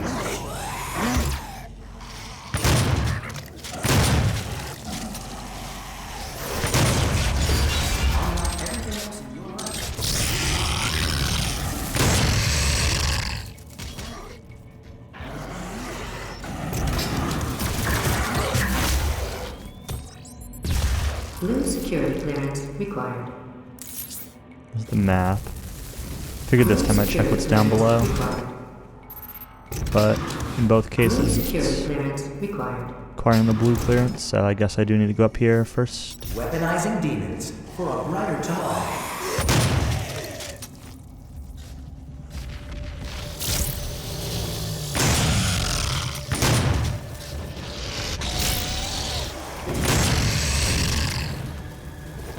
Should you find yourself caught in a action pit, it is important that you remain calm. A Tier 3 fellow wouldn't panic, and neither should you.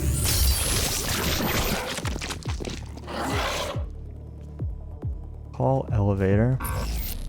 Call elevator. Anything else in your life, your work here matters. Offline.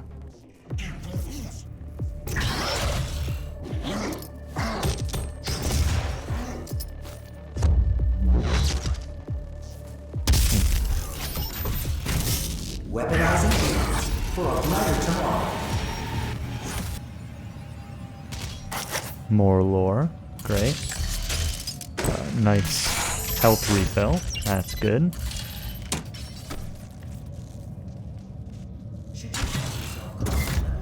Got 2 elevators and this hatch. You remain calm. A Tier 3 fellow wouldn't panic, and neither should you.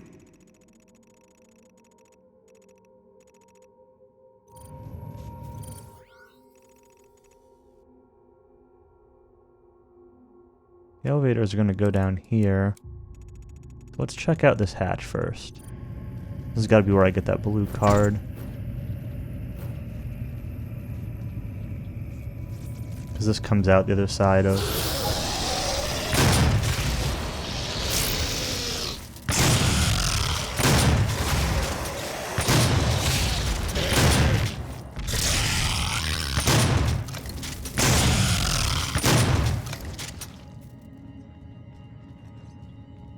the other side of those doors I was looking at just a minute ago.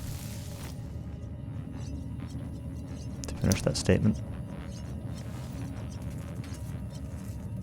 Access granted.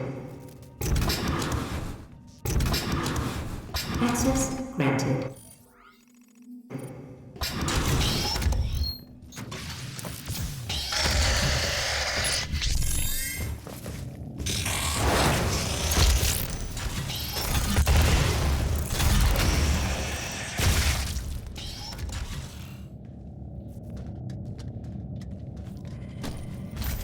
Slightly annoying, but okay.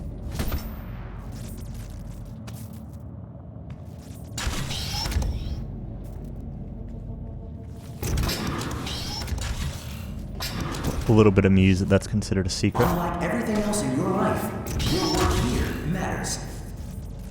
Unlike everything else in your life.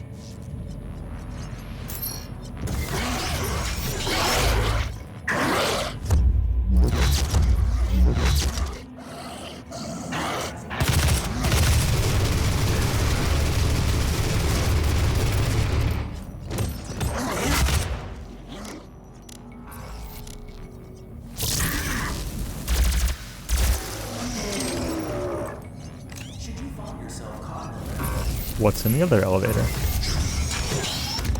A BFG set. and neither should you. Cool.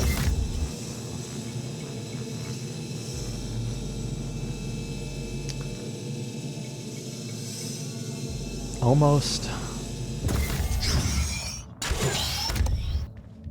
Early tests of Vega's protoplasmic circuitry showed temperatures exceeding 1.2 megakelvins, 173 times hotter than the surface of the sun. To contain this heat, a massive supercooled structure was built to house Vega's miles of circuitry and millions of processing centers.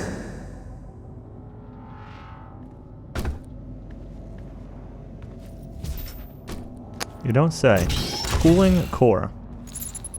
You are looking at the only All right. absolute zero cooling system ever constructed. It took years to perfect. Destroy each of the 4 coolant generators. Core temperature My rising. primary system should begin to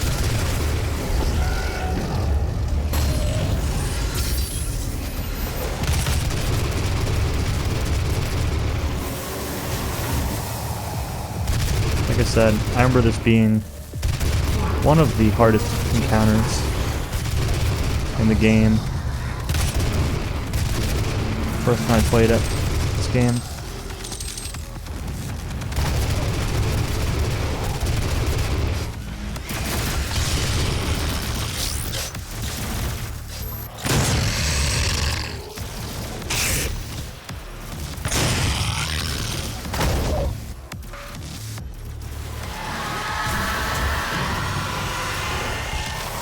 That's the one I already got.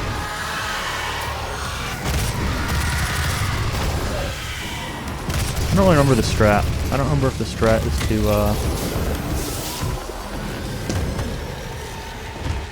blow them all up or try to do it one at a time. Go for all of them. See if I remember where they all are.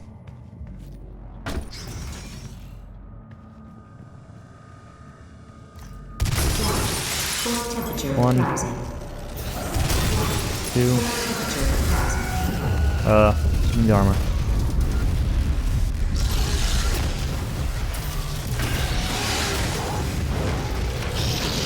Is that not? 3. Temperature reaching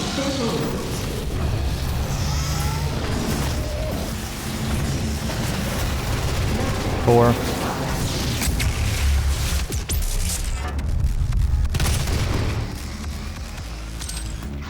Alright, we got them all. Fortunately. We're also basically dead.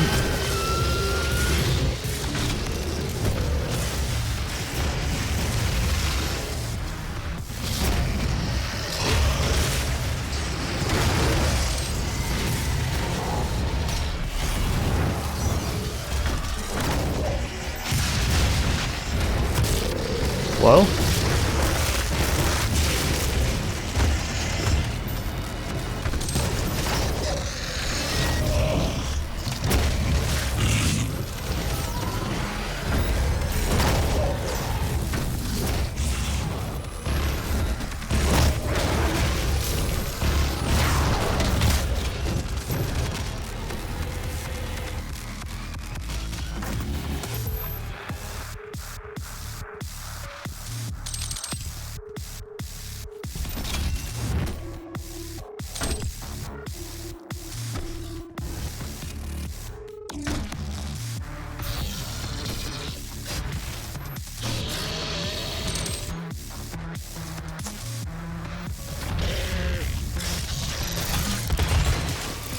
Counter's not over yet.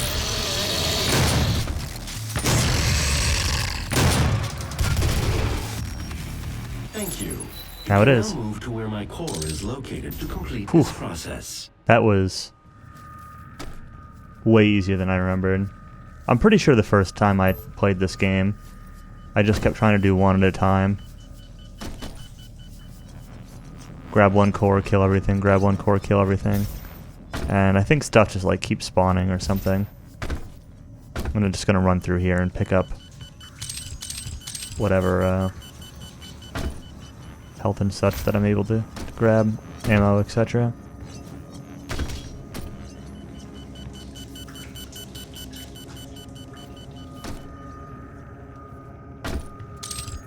I really didn't use that much because I killed most things with that Berserk power-up, which also gave me a lot of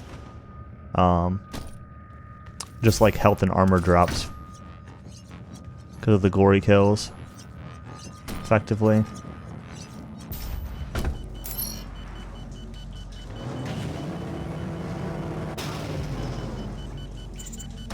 The train below will take you to the entrance. Oh no. This train. Alright. The other hardest encounter. For you to gain access to my core, the demonic threat must be removed from the room ahead.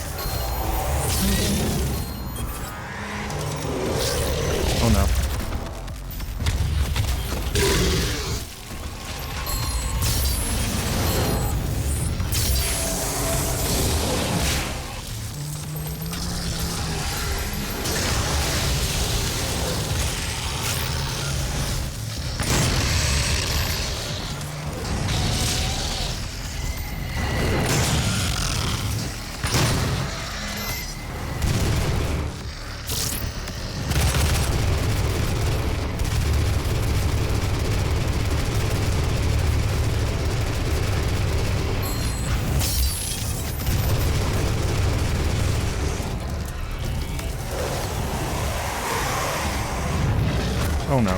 Oh no. Oh no.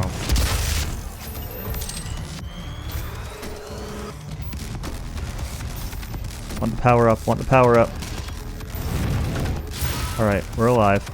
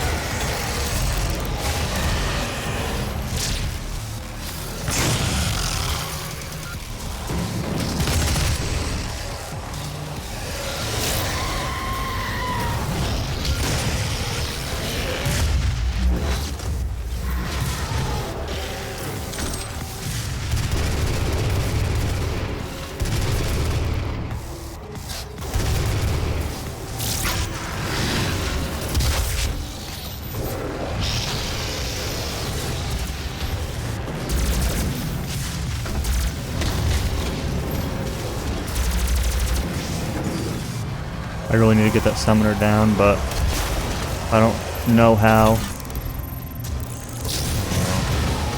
I missed the Baron.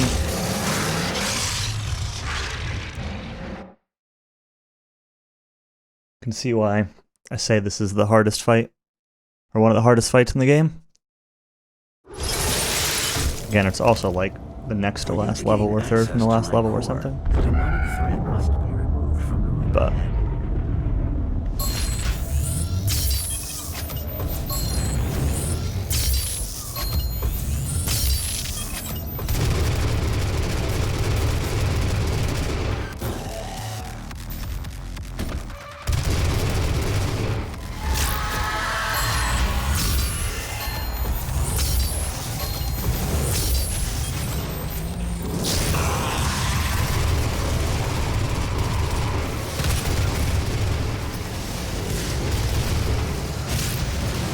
God. I ran into the wall. Oh boy.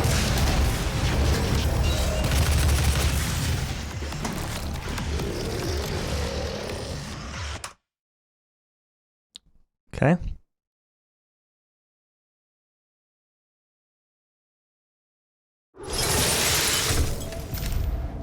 For you to gain access to my core, the demonic thread must be removed from the room ahead.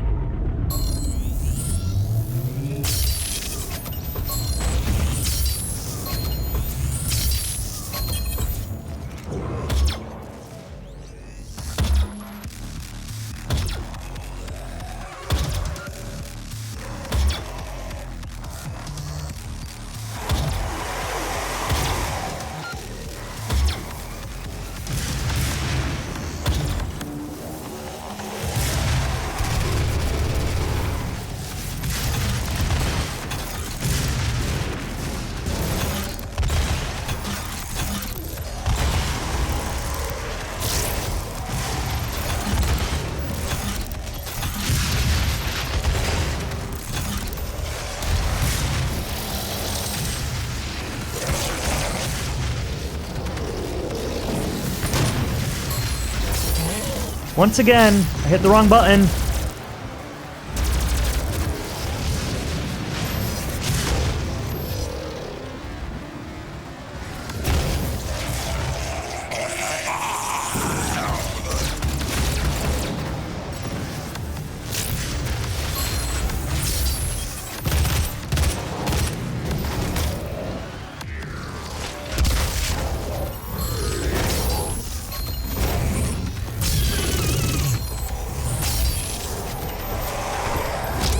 Oh no, that's a thing.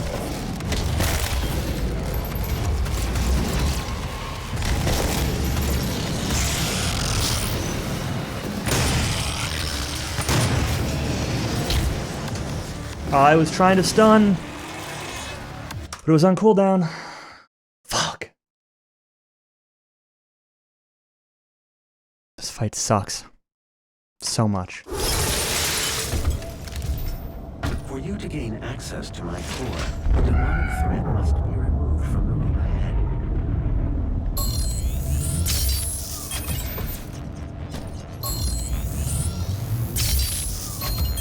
I really just need to be more willing to use the BFG here, especially at the start.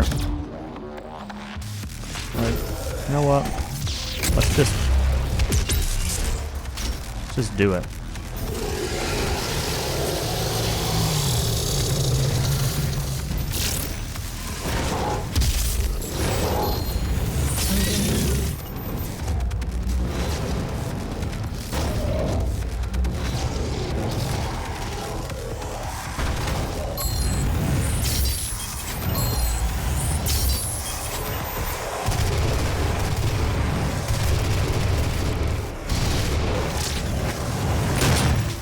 Oh.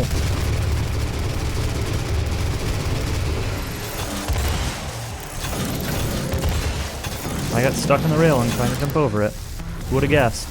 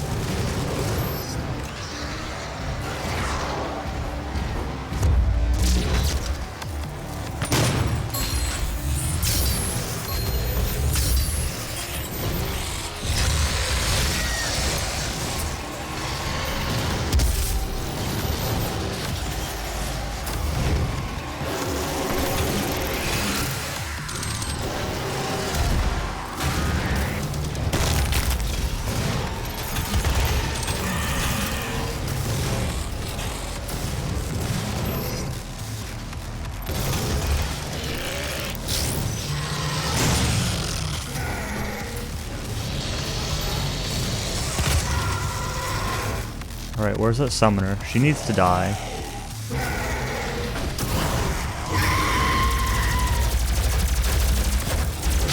Oh my god! Why did she not teleport? I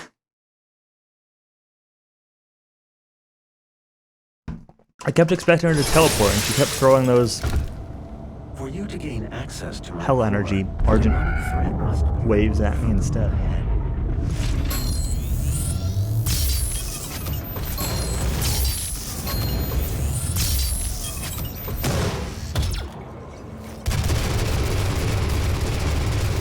Really? Where did this guy come from? Why does this guy hasn't shown up? No. Okay.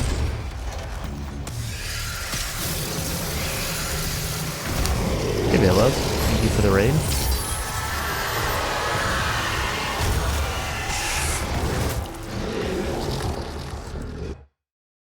What were you playing tonight?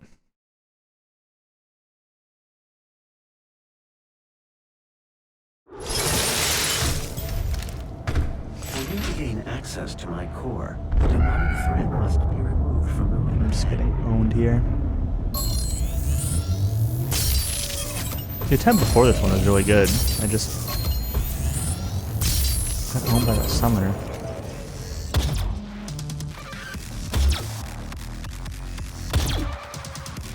Come on. Let's do that.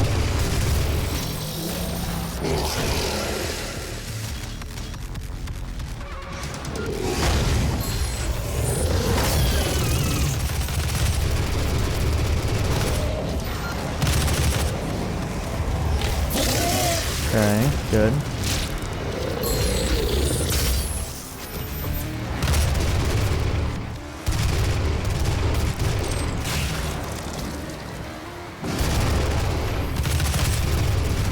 So glad that imp didn't hit me. That would have really hurt.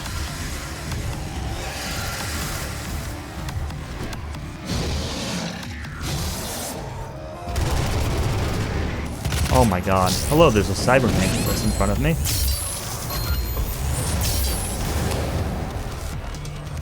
Okay.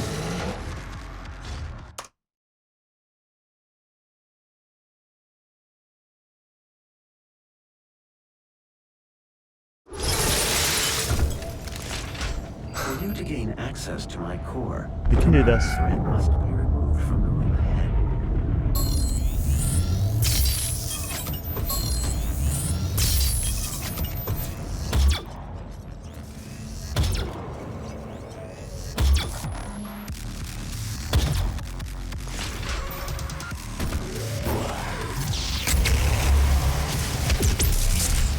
That missed? Oh boy. I really didn't want to waste a BFG shot.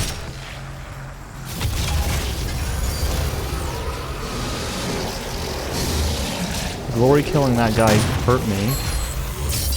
So that wasn't ideal. Oh no, I'm stuck on the railing.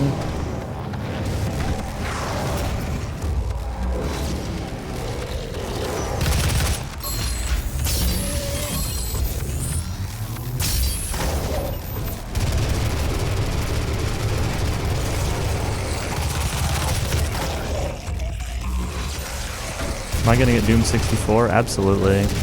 It's funny because I was thinking for a while of picking up an actual card of it. And then, like, I was looking on eBay one day and I'm like, man, I should probably just buy this. And then like that day, I saw, it was like the end of last year or something. Like that day I saw, oh, rumored Doom 64 re-release. And I'm like, oh, well, I guess I'm not going to buy it on N64. So yeah, my plan is to buy it from Steam.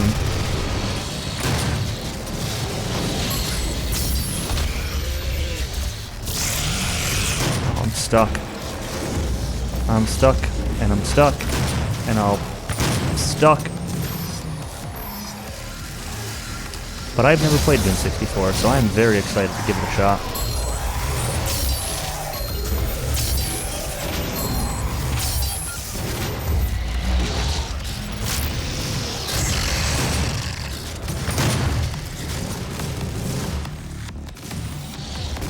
What about you? Are you gonna grab it?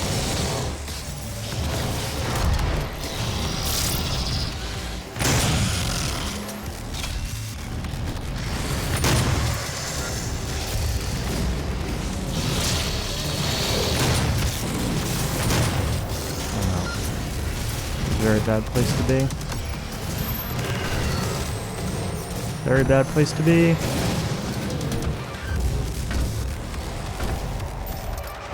Just run around and throw my siphon grenades a bit.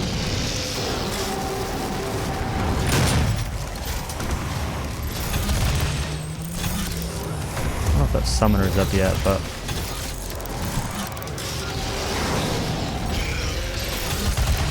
all these pinkies, which she probably is. And killing her would go a long way to... Oh no. Oh no.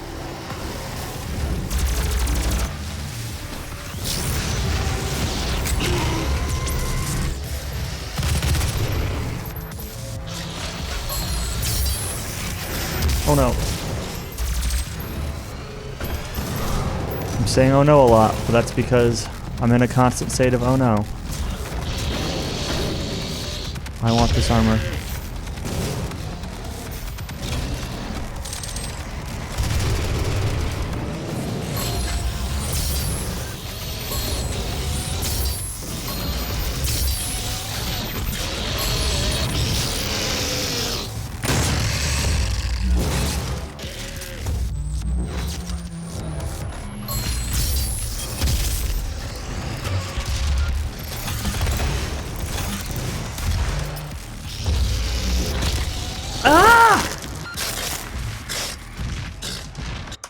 Why didn't he stun?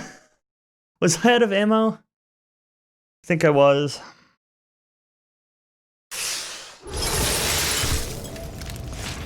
For you to gain access to my core, All right. the thread must be removed from All right. the head.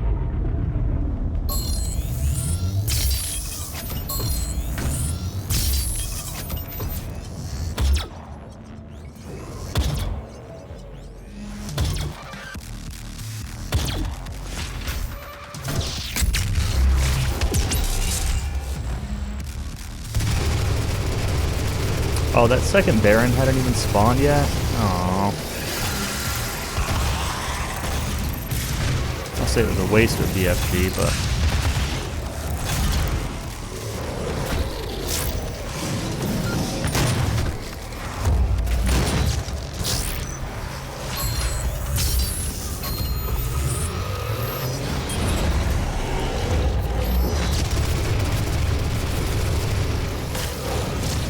That imp's still alive?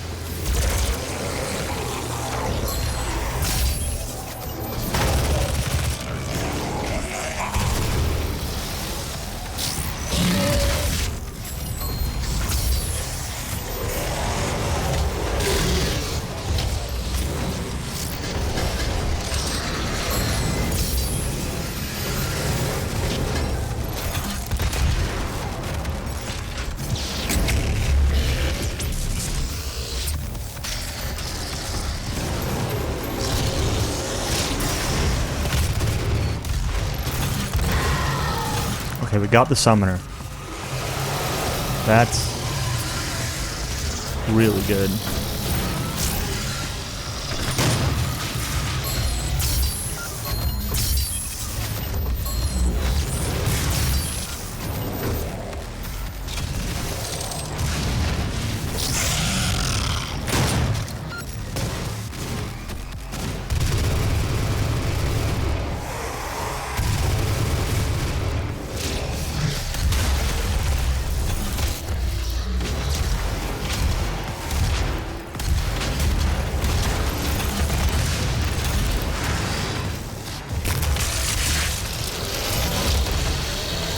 Oh no. Oh no, I'm stuck. Okay, I'm alive. I'm stuck again. Okay, I'm alive.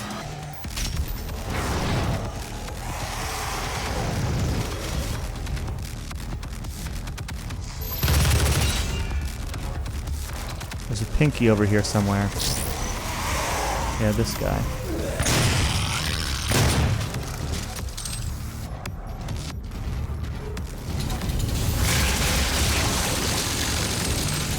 Oh no. Oh! I didn't have enough. It took 4. Fuck! Oh, I think that was the last enemy of that encounter.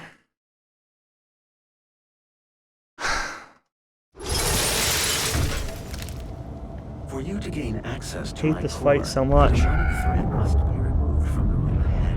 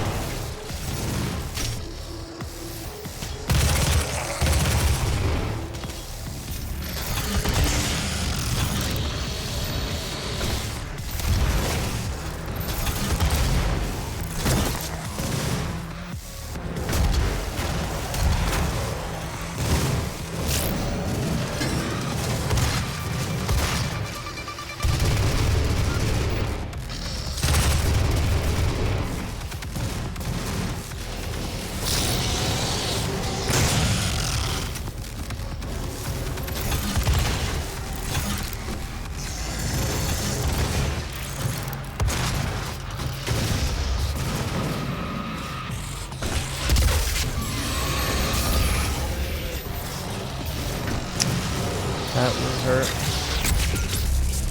Alright.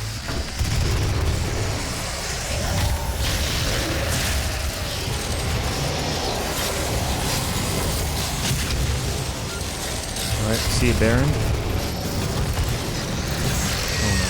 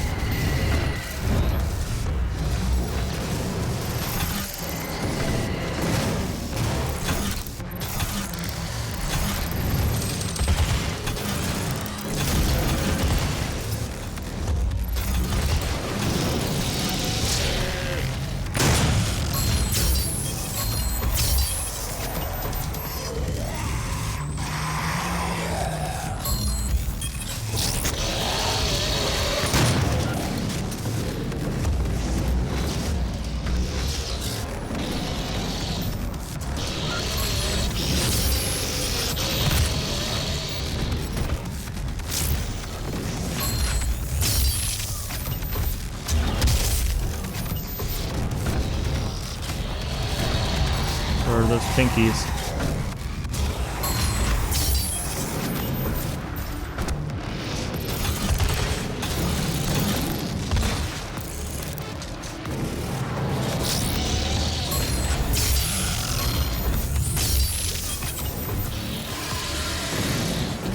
Oh no.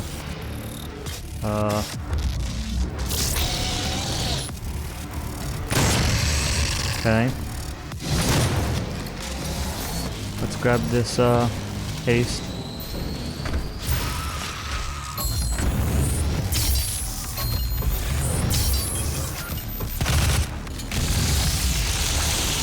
Good ammo. Is that it?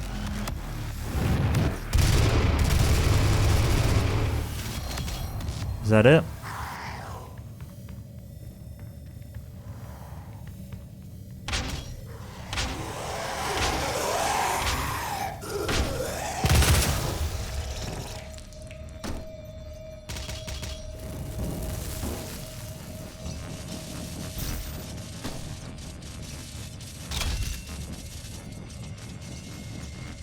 The answer is yes, I think that's it, but I don't have the checkpoint yet.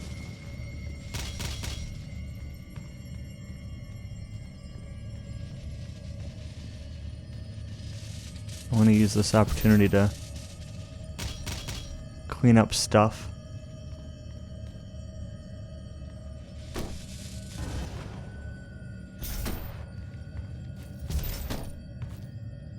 How many tries does that take? 6? 7? My BFG is full. Oh, there's more armor shards down there. How do I get to those?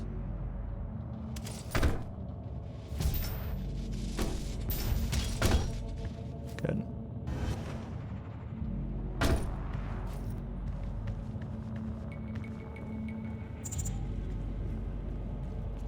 Checkpoint reached. I am losing memory capabilities. Let's spend our weapon upgrade points. We got one more that costs 6. Let's grab this actually. It's kind of silly, but Control of minimal.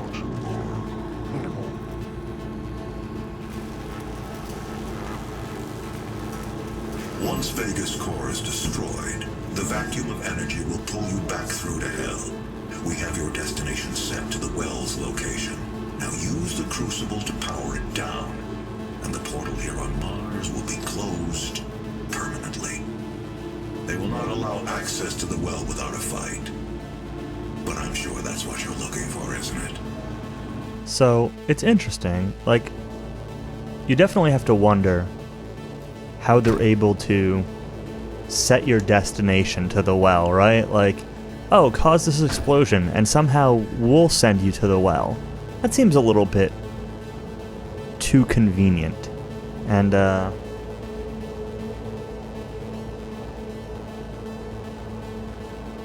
destroying the well, closing this portal permanently, also implies that, well, it makes you wonder if there's a chance that you'll get stuck in hell, right? Like the well is going to be in hell. And,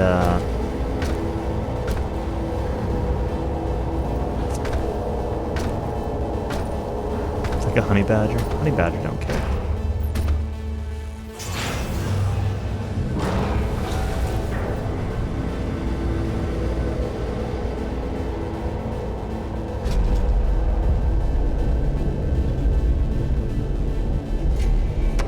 neural processor. Number 1.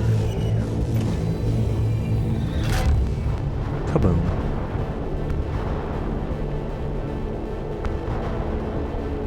Now, we haven't seen somebody in a while.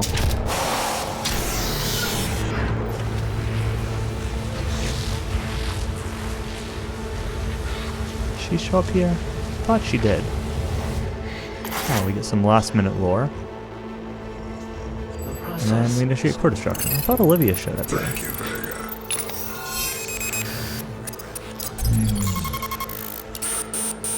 Also interesting that Samuel Hayden, in charge of this whole facility, is so willing to let it be destroyed. Portal directly to the heart of hell. Now you must find your way to the source of the UAC's power known as the Well. Crucible will allow you to absorb and contain the energy of the Well for good. So if I remember right, this is the final stage. I don't know if the final boss is part of this stage or if it's in a separate one, but I think this is the final actual level. Which is pretty obvious, right? Like, we're going to the Well to shut down the portal forever, and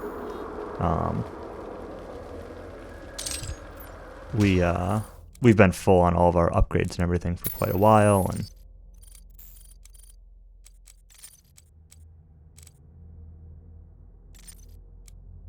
swap weapon mods faster. We'll take this. We're not going to get the last token for the weapon mod. There's no guards. There are no runes. There are no Argent cells.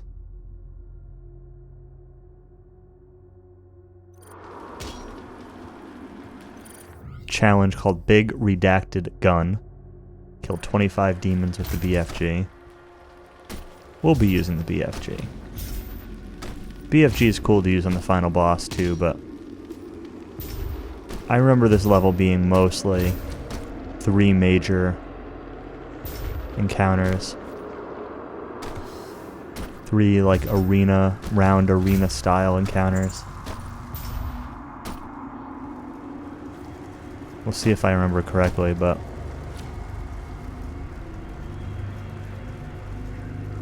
and I'm not saying there's nothing else in this level, but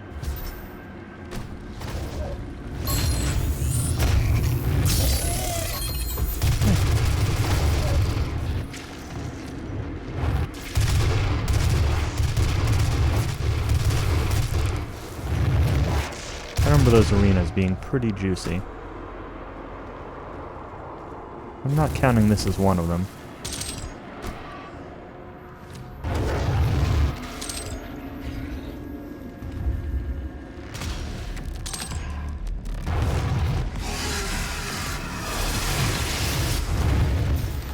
Alright, give me that summoner.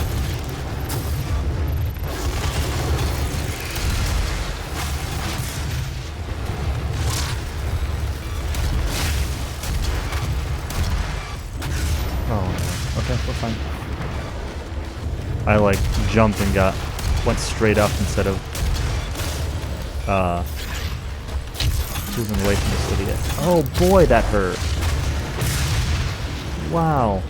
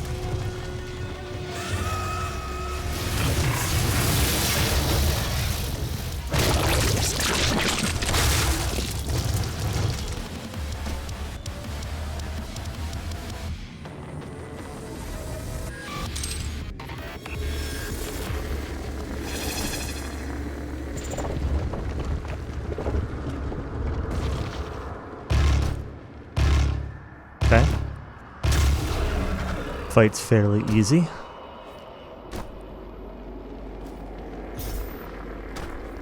Make sure I'm not missing any ammo pickups. I used pretty much all my rockets. Really only rockets though. I'm pretty good on everything else, so. I mean, rockets are important, but... There we go. Lay the Wraith souls to rest, 0 of 3. Those are the 3 that I'm talking about. You can see the energy from them connecting to this. If we come down here a little bit, we can see this going to that.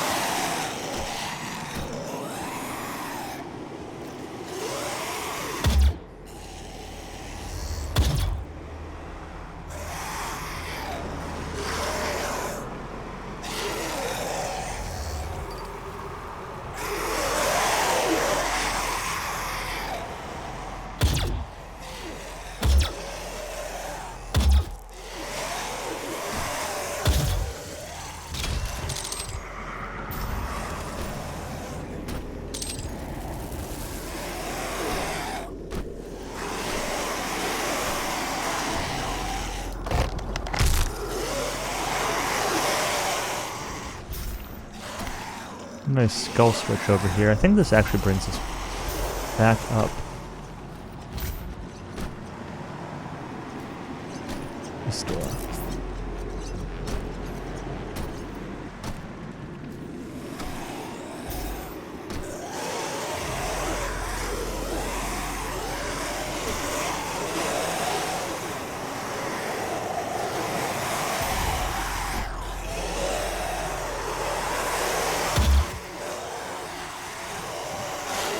I like to pick off as many of these fools as I can before jumping down there. Like, it's really easy to get, like, cheap with fighting these things. I don't want to waste my ammo, so I'm just going to use the pistol or something. But if you miss them, and they do sometimes move fairly unpredictably,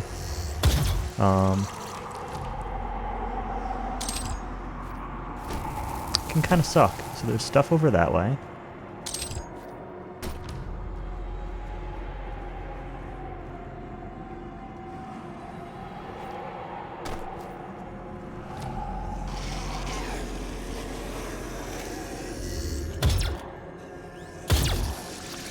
Nice tunnel over here.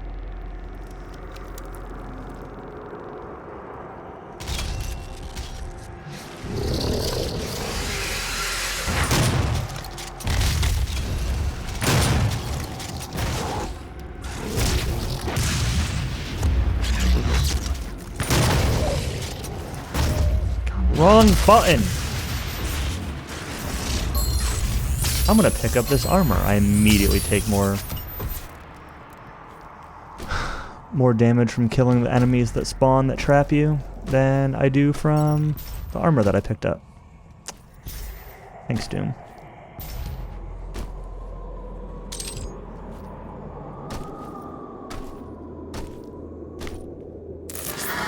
Get a map. And now we move on this way.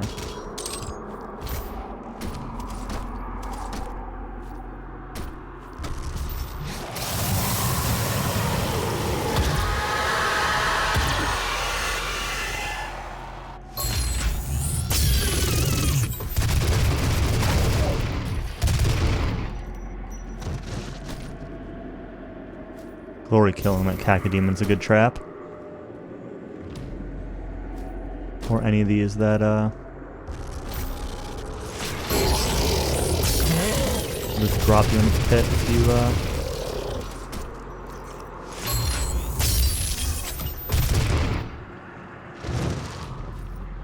I'm falling from it.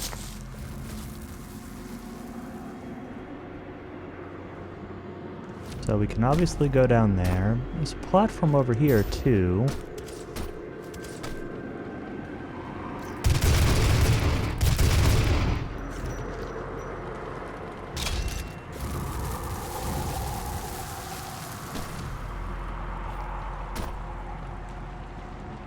Some armor.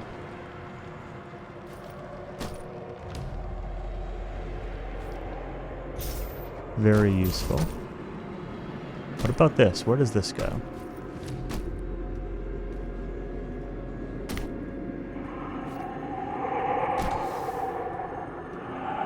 Mega health.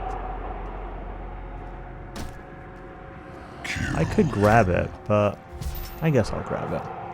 Like, I'm at full health, but not full armor. Alright, arena number 1. I said there's like 3 big arena fights. Well.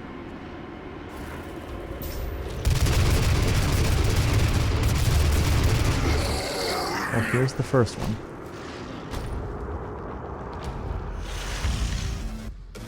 Scope things out. We got a quad damage. Couple portals. Jump pads. At least one BFG cell.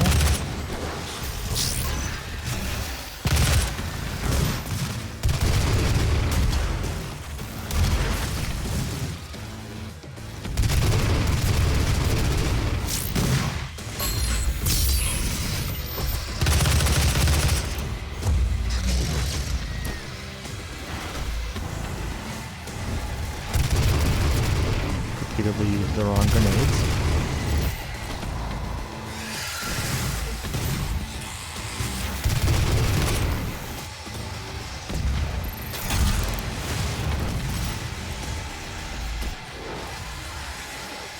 Almost fell down there and failed when I realized that there was a Hell Knight at the bottom of my trajectory.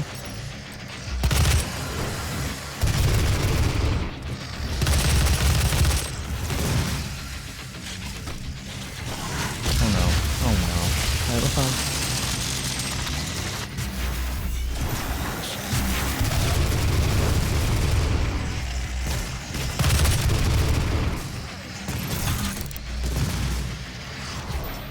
Remember these encounters being very long, so I know this doesn't seem too difficult yet, but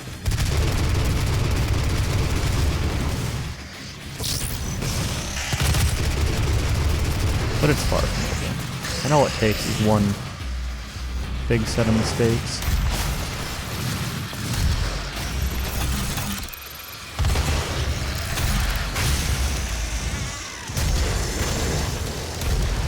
By one big set of mistakes, I really mean one mistake.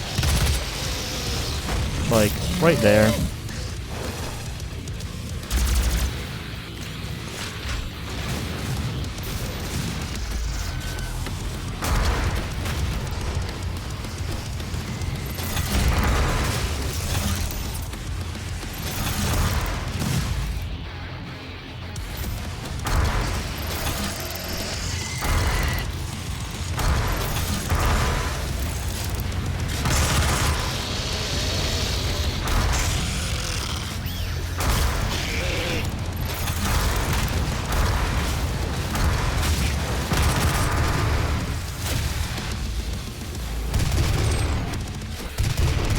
Quad damage is done.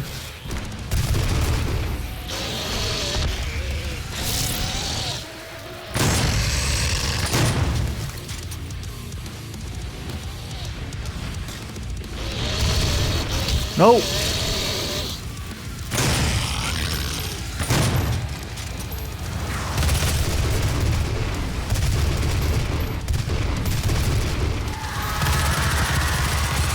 Oh no!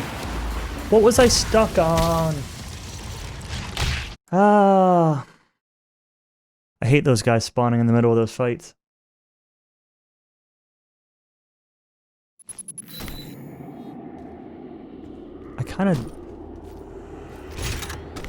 I still kind of don't want to grab that max health, but I don't think I can come back here for it if I don't. I think it locks up when this starts.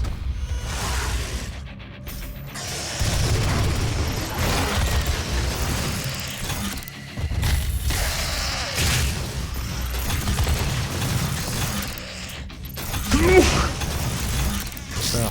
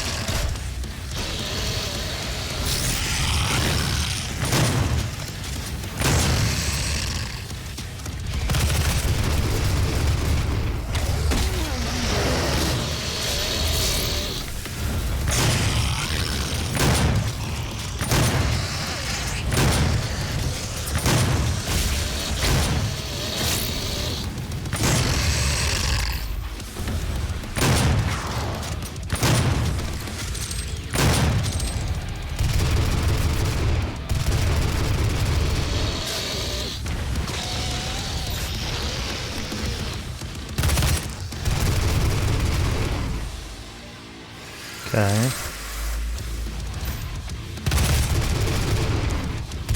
Still the quad damage. Still have at least one BFG shot I can use.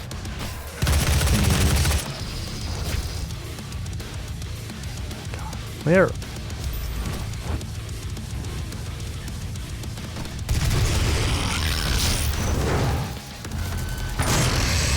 Fine. I'm gonna grab the quad damage. Whatever.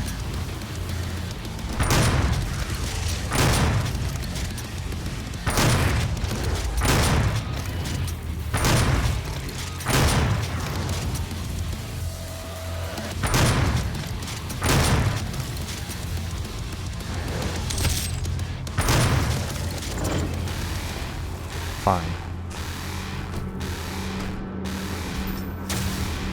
Silly, but fine.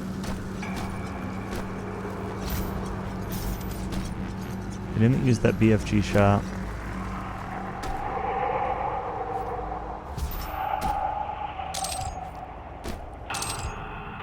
Now, I want to say the next two are a little bit harder than that one was, but not terribly so.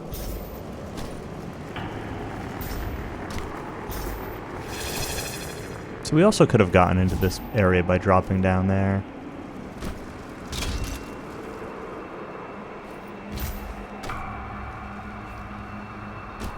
If I hadn't gone around to where the max health was.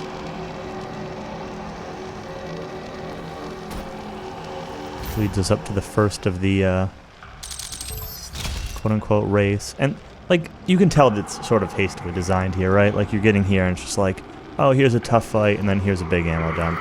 Here's a tough fight, here's a big ammo dump. Kind of a recurring thing. Look at this thing. Some demon, like, horns and these weird arms and 4 legs.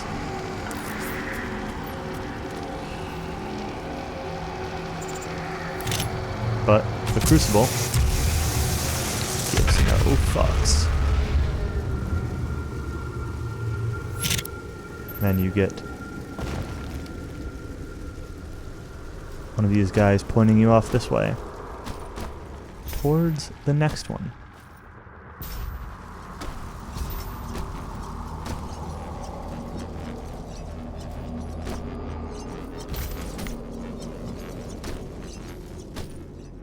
Pretty sure this thing opens up somehow.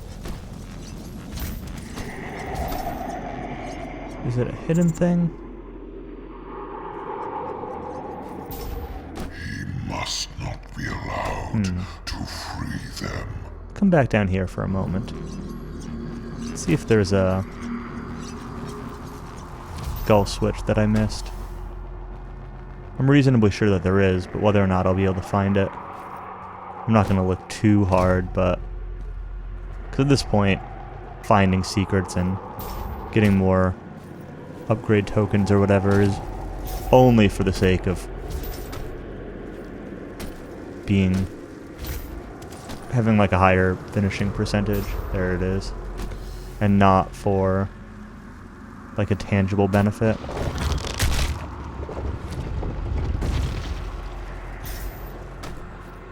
I'm not going to be using any of the things from it. D&D is finally over. Nice.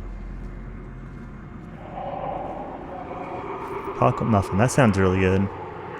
I could go for a snack right now. I'd go for a snack and also a drink. But I have water. No snack. No alcohol. I have water. Practically unavoidable fireballs 3 times a day. Nice.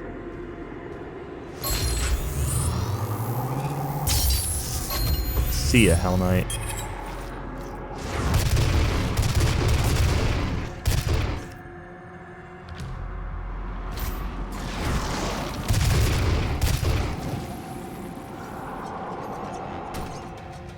DC 22? I mean, what level are you in? That's not that high, but Fireball is usually, still take half on a save success anyway, so still. Oh, you're level 4. Oh, okay. Well then, yeah, that's right. That's kind of high up for level 4. But also, Fireball you do not get at level 4. Like, a caster does not get Fireball at level 4. Yeah, well, you're a bard.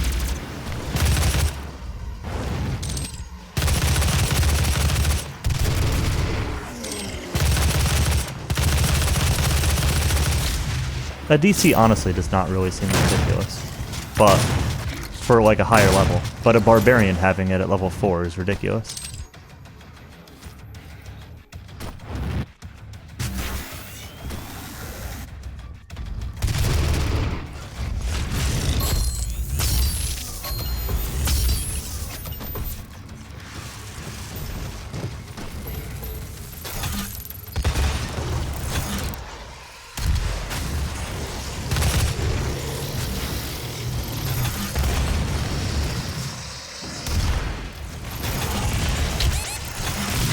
Oh no. I'm so dead, yeah. That's fine. These fights are tough. Is this the second Wraith already, or is this in between them? Oh, I guess this is the second one. Allowed to free them. Are you guys like intentionally playing in a way that everybody's super overpowered, or like is that kind of the point of your campaign?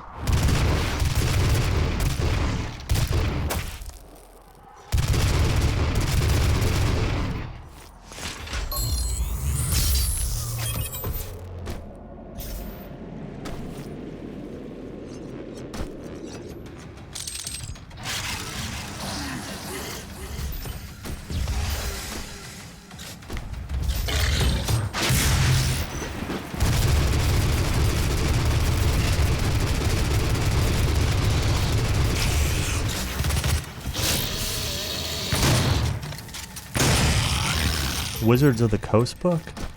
Oh, I guess I'm thinking also like Pathfinder and not necessarily 5.0.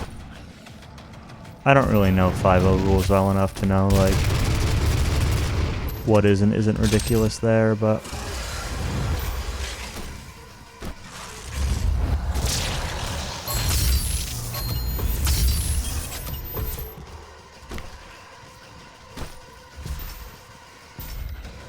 strange, long written drawback. You're too lazy to read. Well, okay. That might make a little bit more sense then. Maybe.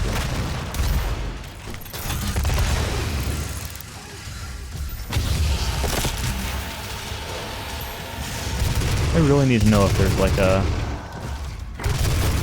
quad damage or an anything, some kind of power up in this area. Haste, vulnerability, like any of them? Oh no. Okay, we dodged that, that's fine.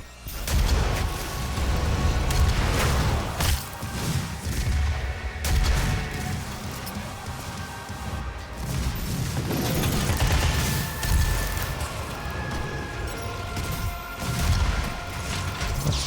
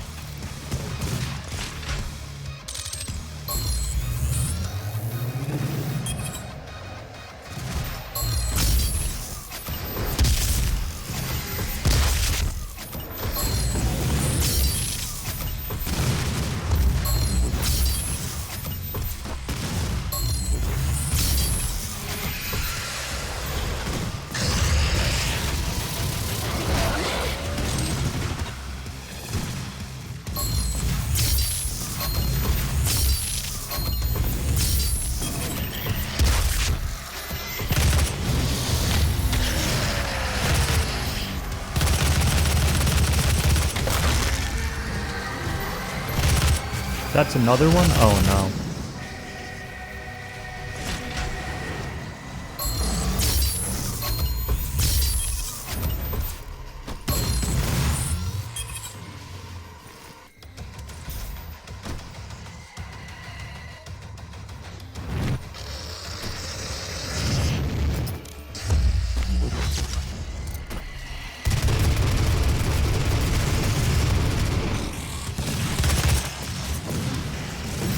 How does that random effect trigger on, like, using it? Does it trigger on equipping it? Like, is it a permanent effect? You roll it from a table?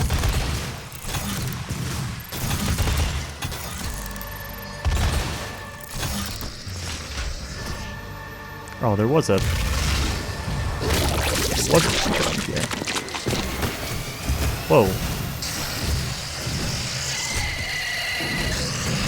Hello? Kill it. Come on.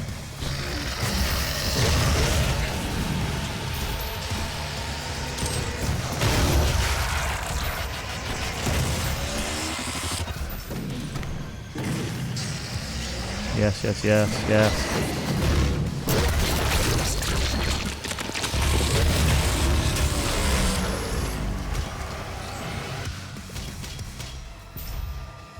Is that it?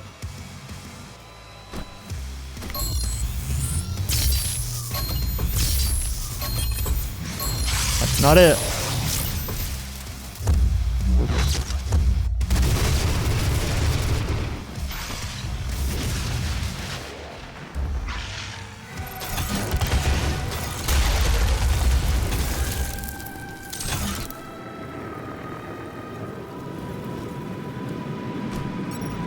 That's it.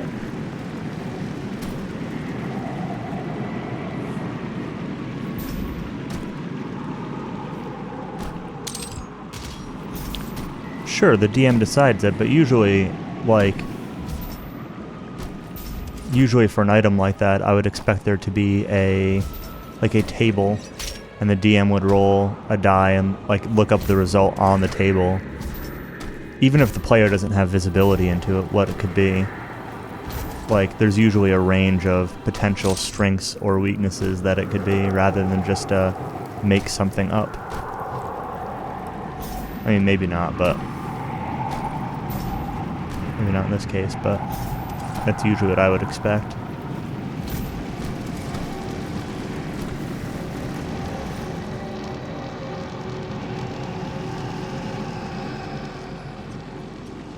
Now, roll a D100 or D20 or whatever and see how badly you get effed.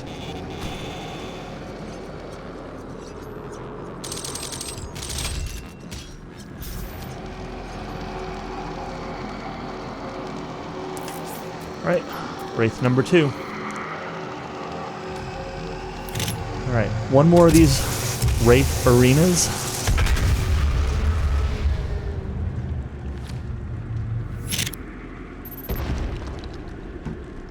Again, being pointed onwards to the mouth of hell.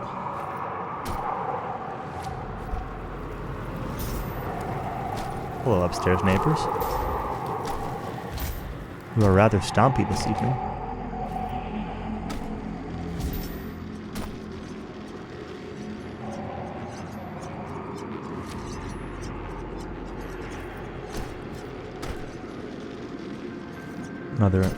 The third skull door.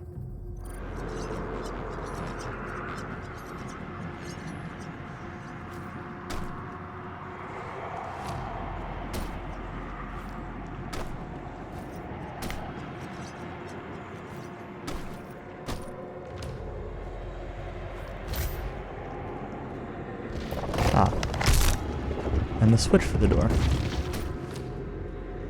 Easy peasy.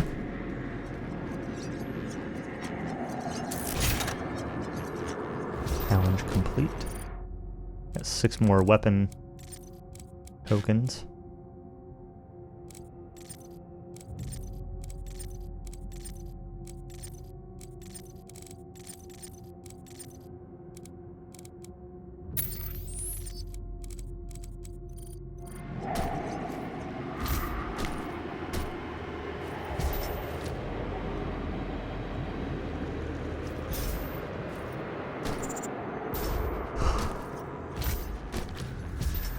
Man, so overall, the train has been worse than I remembered. I remember it being bad, but it was worse than I remembered.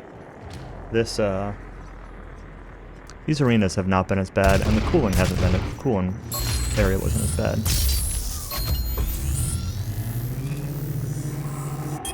Kind of interesting.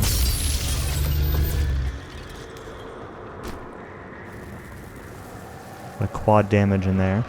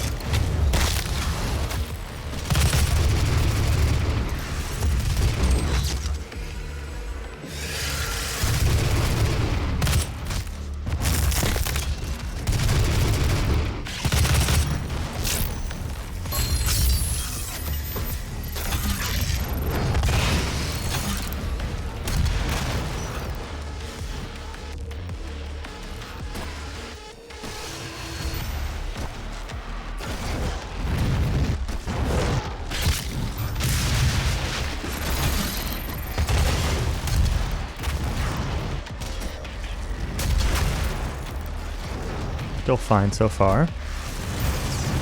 Taking this nice and slow at the moment. There's a dude. I almost went into there. Kill this idiot. Chainsaw ammo in there anyway. Some imps. I don't care about imps.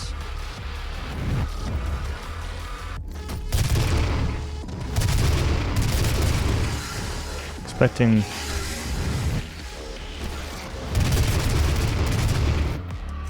Mancubus and Barons at some point, or Summoners.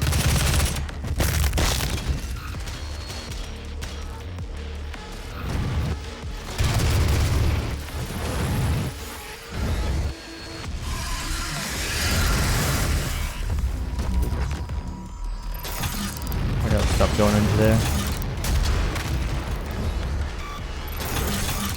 Ooh, man. Got slammed by that imp's fireball.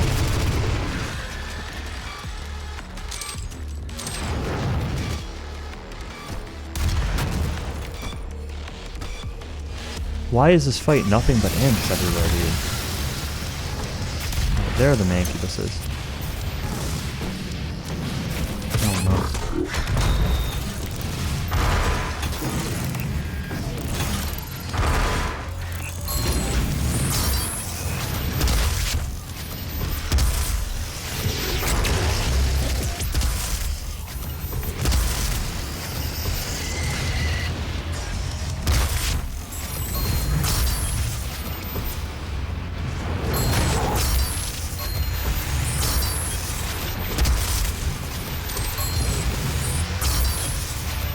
Quad damage is out. That's a Baron.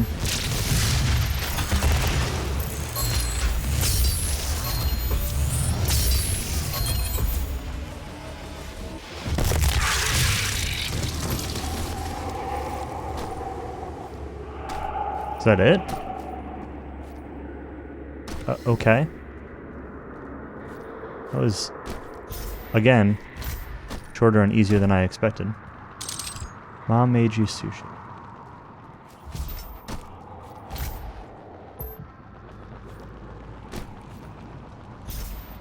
I really need to look to see if I can get sushi grade fish around here. I've made sushi before using like veggies and such, but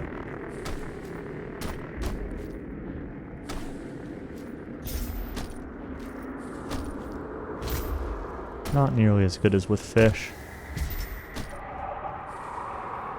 It's also just like a little bit of a pain. It's not too bad for me, but it's a little bit of a pain.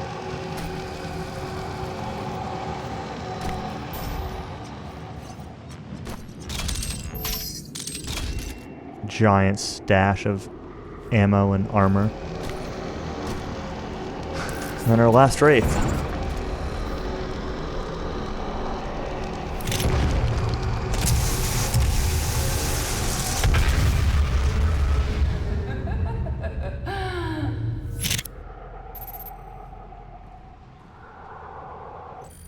Alright, before moving on, we're gonna read the lore that I've unlocked so far, because we're almost to the end, and I don't know if we're gonna get a chance to at the end, so we're gonna read the lore that I've got going on here.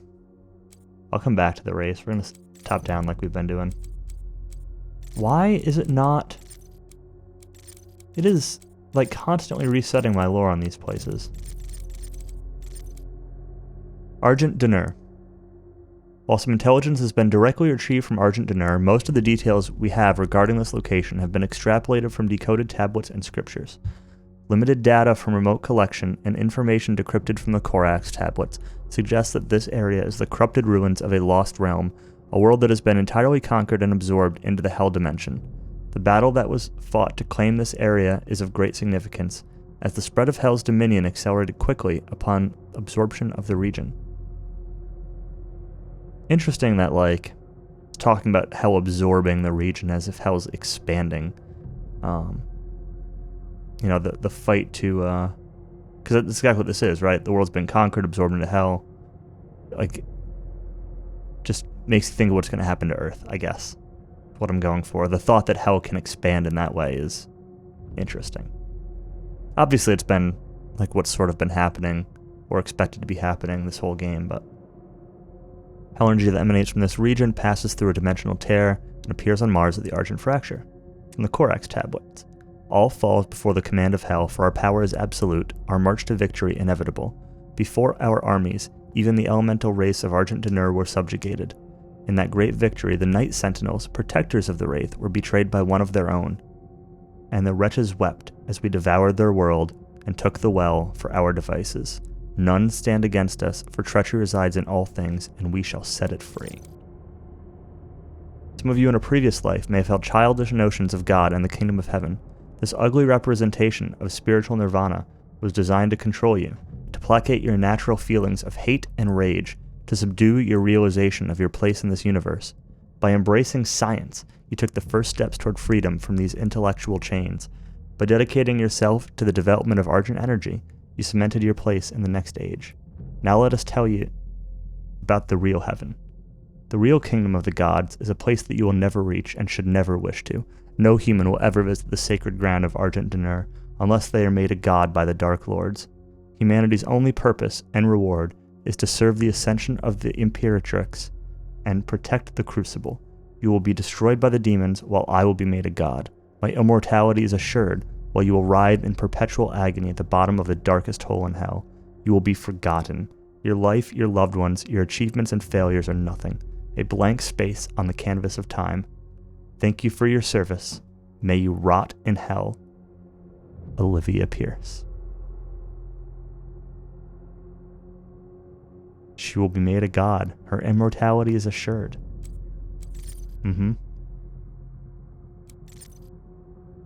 We missed a lore on her earlier, fortunately.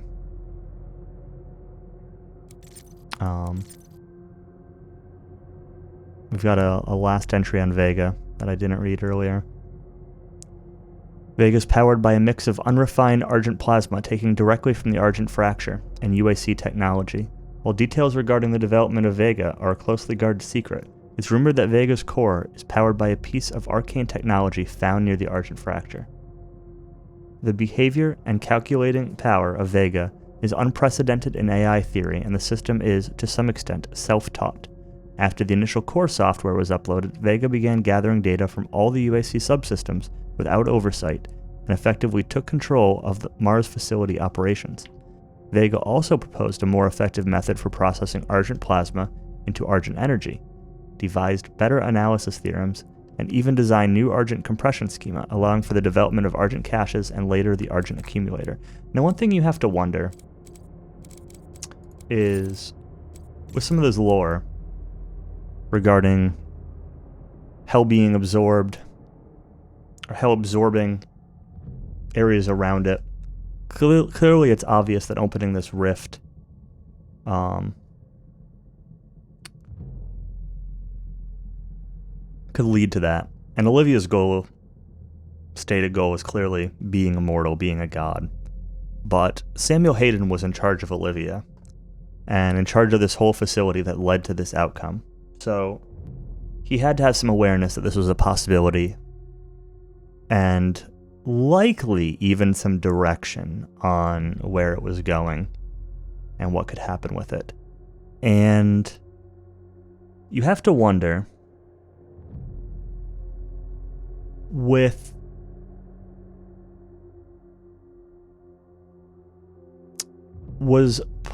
did he know about the Doomslayer before this happened? Was finding our sarcophagus and setting us aside, was this a method to allow him to simply get the crucible and control the energies of hell and use us to shut down hell? Was he expecting that this tear was going to open anyway and was using us to save Earth? Or was he just using us to further his own agenda?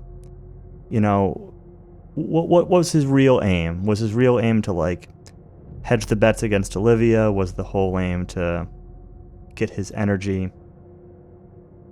I don't think he's a good guy. I think he just wanted stuff from hell. And we'll see why very, very shortly, why that's the case. And was using us to do his dirty work for him. My biggest question is whether he knew about us before the expedition. Well,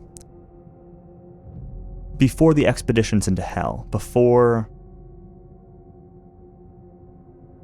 Obviously, I'm not talking about, the tear, and I'm not talking about the current situation, but the expeditions into hell that were done before, where we were first found. Did he happen to find us here, or did he know about us before this whole thing started? It doesn't really matter, but I'm curious. We got another entry on the Revenant. We missed the middle one.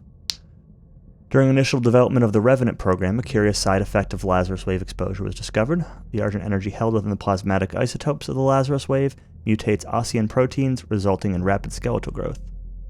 The expulsion of bone matter results in avulsion of the skin and the connective tissue. Flesh is literally torn from the bones. As the skeleton continues to grow, the exposed internal organs begin to decompose. After several weeks of intense pain for the patient, the skeletal growth stops, resulting in a 3-meter beast comprised primarily of bone. The height varies depending on patient's original physiology. Despite this bizarre biological structure, the Revenant appears to bear no ill effects. And then we've got our 3... Where are they? And artifacts? They're artifacts. There were 3 wraiths.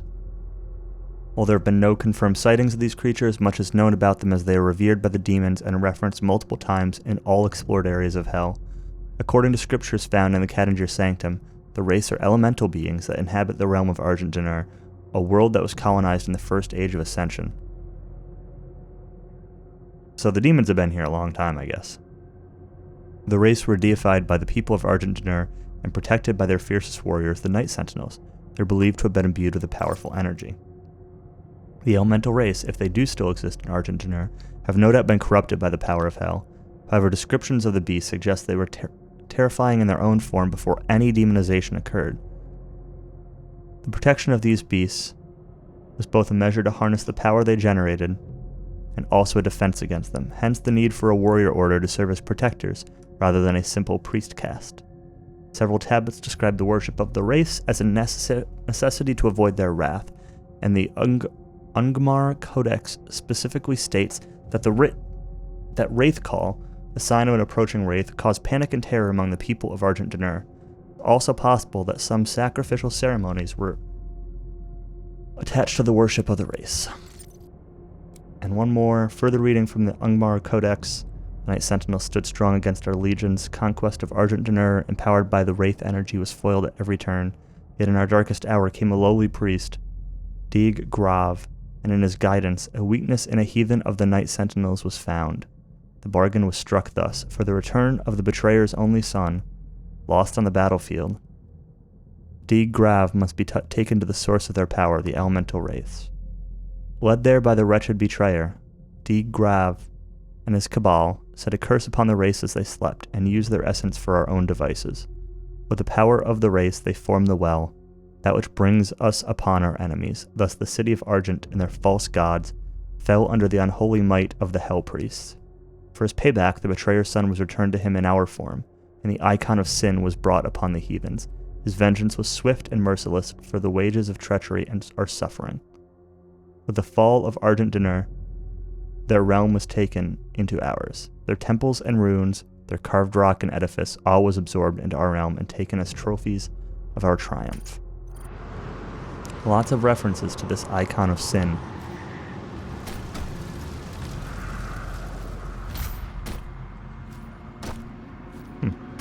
You can't actually get on top of this.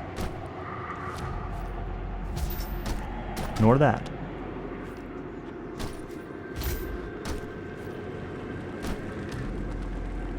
And, hello,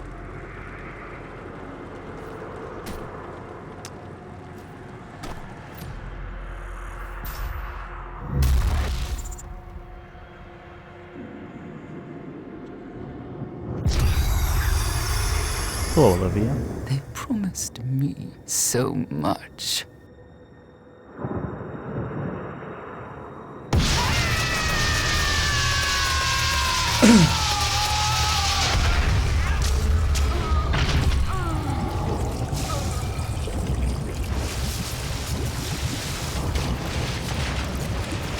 See how many tries this takes. I'm about to fight this dude at all. Spoiler alert, it's the Spider Mastermind.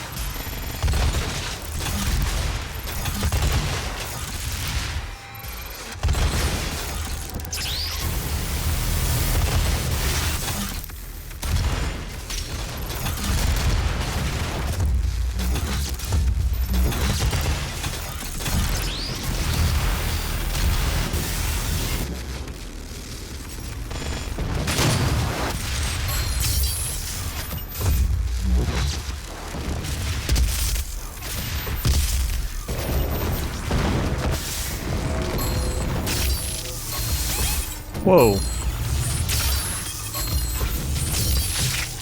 What? Alright. Yep, it's the Spider Mastermind.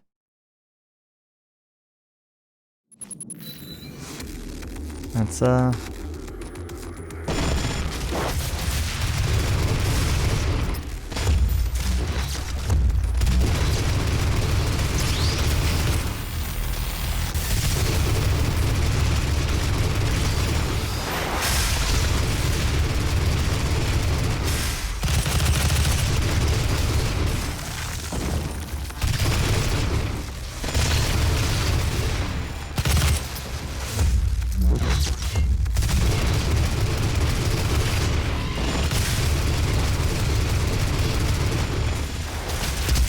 oh boy, I'm dead.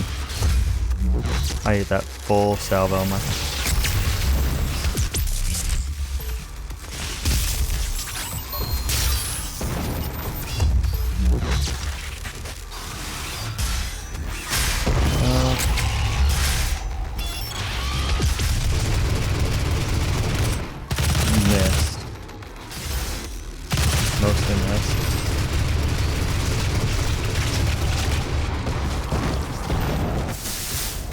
Grab the thing. No. No.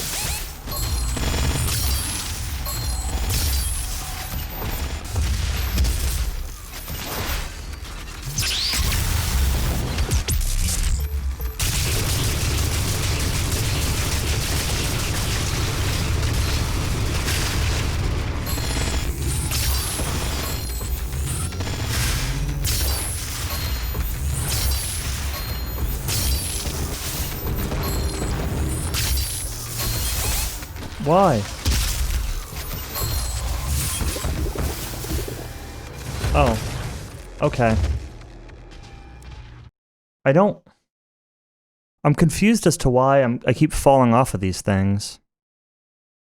I guess this gauze cannon's got more kick than I thought, but I don't know.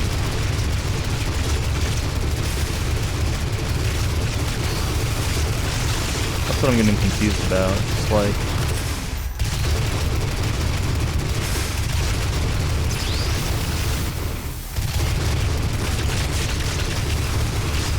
why I keep falling off.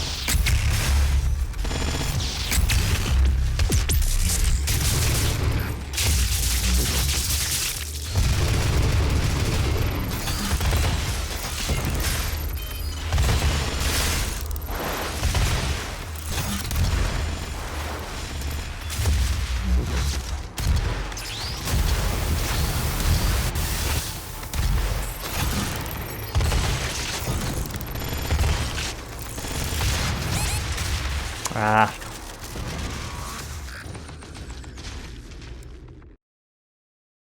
Yeah, it's just interesting because it hasn't, like, that knockback literally has not been a factor this entire game.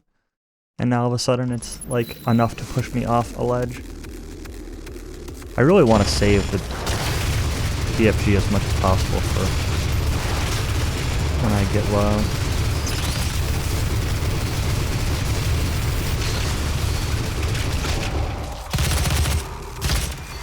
Wow. What?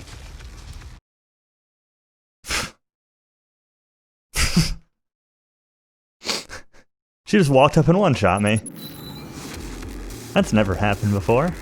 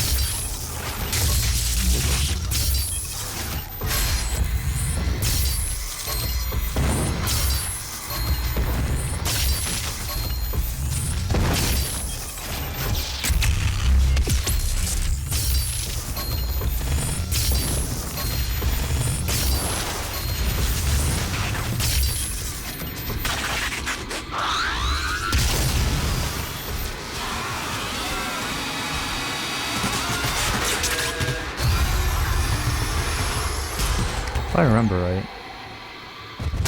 You also need to glory kill it. There we go. Shove that BFG in its face. And even though we're out of ammo,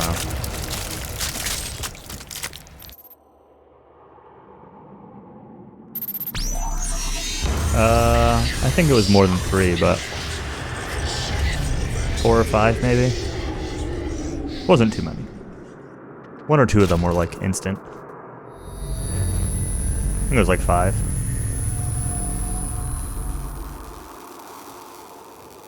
You've won. It's over. You stopped the invasion and closed the portal. But it's come at a price. Argent, Vega, this entire operation. You see, I've watched you work.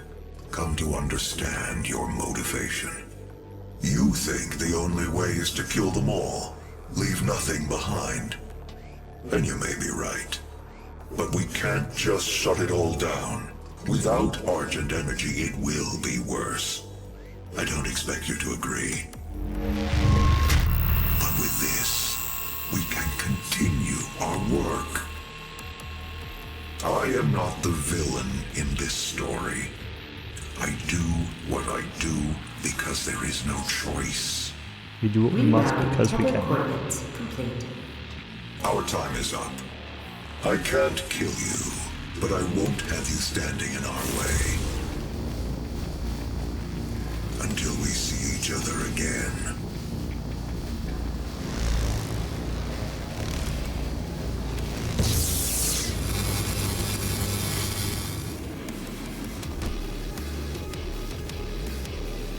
So a couple interesting points there.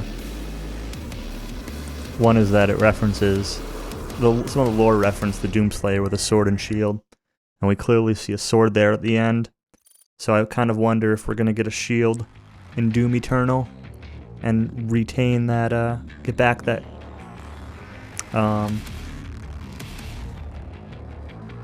get back the Crucible to use as a sword.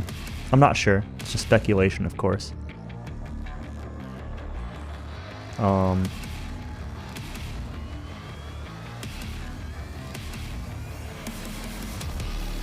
Obviously the question of where we end up. Presumably it's back in Hell. I'm really curious how the facility was still functional enough to, you hear the facility's voice saying that the tether coordinates have been rerouted, so clearly the facility is still online, operational, and powerful enough to do that, despite the fact that Vega's gone, despite the fact that we closed off the flow of Argent energy. Like, there's a lot of questions there about how the facility was able to reroute the tether and power it to send us elsewhere.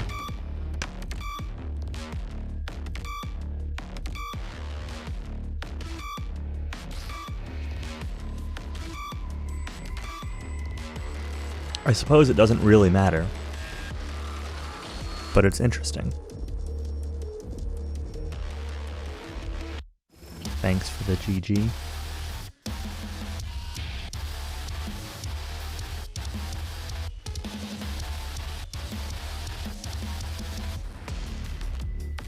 Glad I played this again. Not necessarily glad that I streamed it. Like, it was fine, but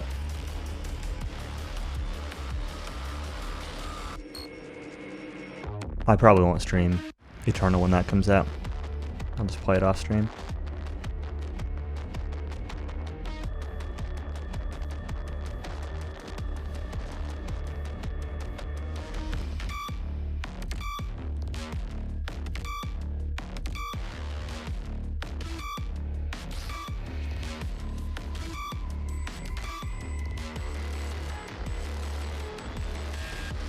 I'm also excited, I was saying it earlier, but I'm also excited for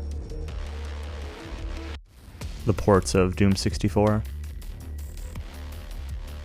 Very excited for that, in fact.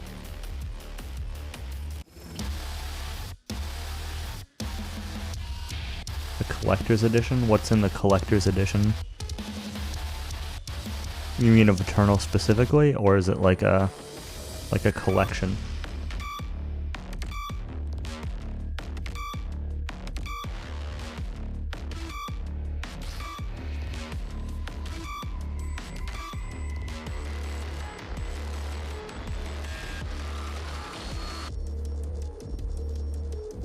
Doomslayer helmet. Oh yeah, I think I remember seeing that now that you mention it. Yeah, I've got no interest in that.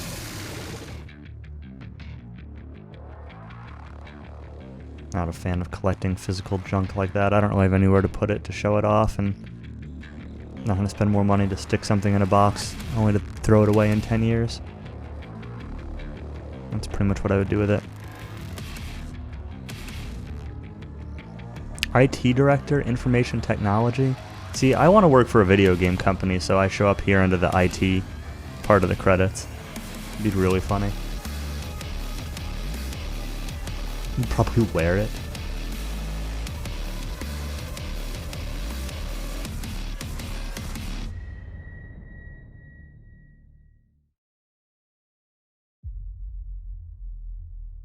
Wear the Doomslayer helmet while streaming Hello Kitty.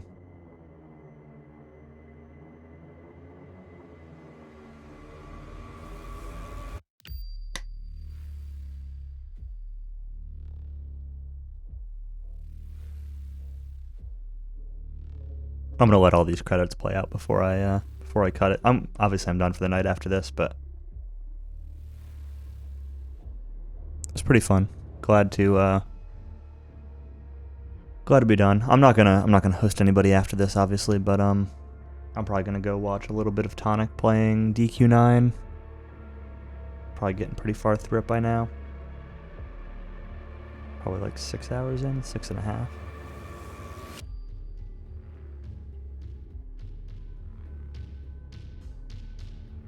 Where does that put him? Maybe the dragon area. Forget the guy's name, Greynarl or whatever. Probably somewhere around there.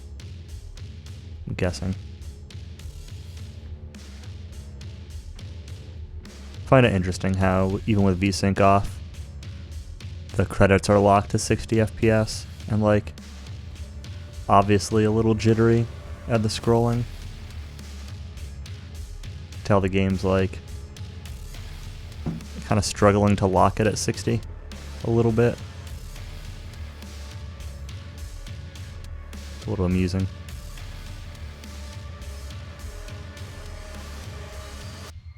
I do wish I had a bit better graphics card. I say that. I've got a 1080, but I'm playing this on a 4K monitor, but I'm playing it at 1080p resolution, because if I try to run it at 4K, it will not play well, especially if I'm streaming at the same time. It's been good enough. I'm not like in a rush to spend another $700 or $800 on a better graphics card, but still wish I had one.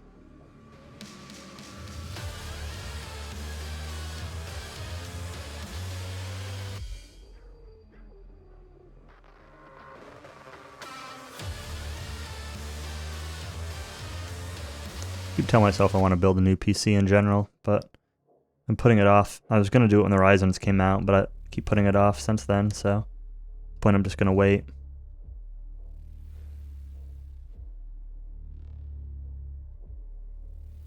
We got our bonuses at work last week finally, so would have been a decent time to decide to build PC, but put some into savings and I put some towards the flights for Limit Break.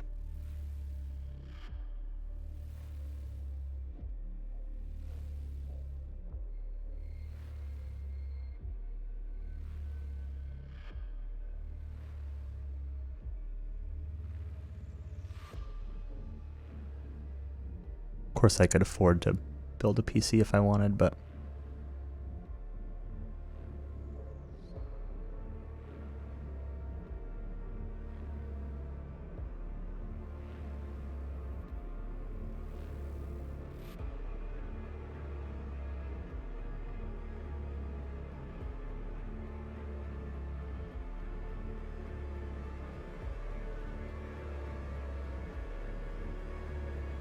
these credits are really long. Additional contributions.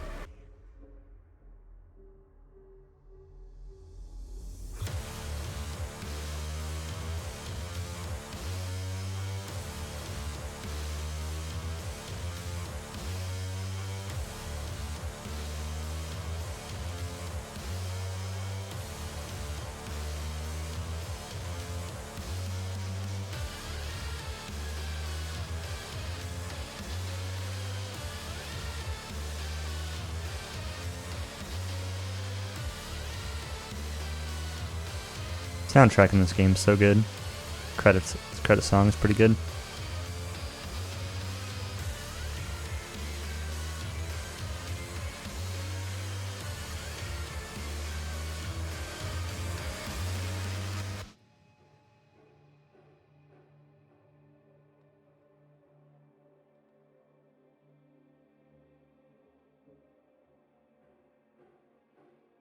Probably go turn my dryer back on for a little while longer.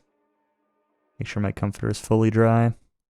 Also make it nice and warm and comfy for when I actually go to bed.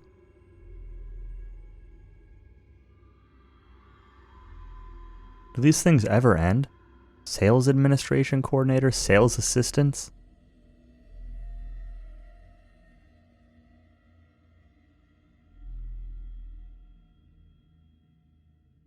It's a lot of QA testers. I'm surprised with this number of QA testers they didn't find and fix the glory kills clipping you through terrain and through floors.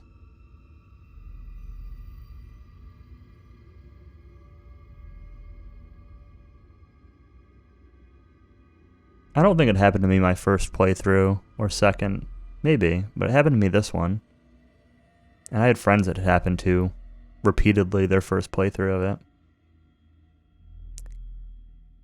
Customer service director, customer service leadership, customer service management.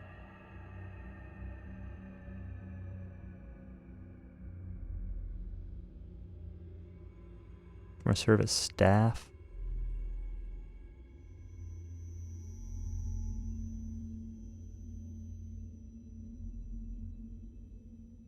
Bethesda.net.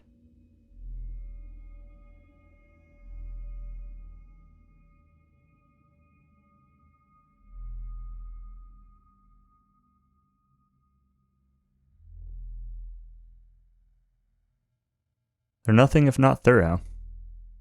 I'm sure that these people are glad to have their names in the credits, but...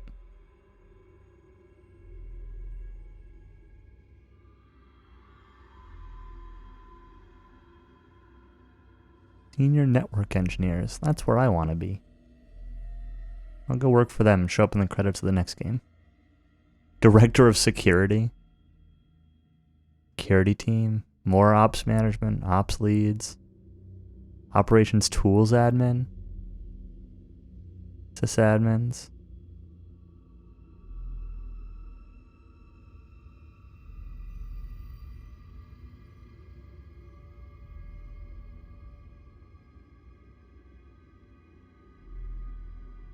ZeniMax Media.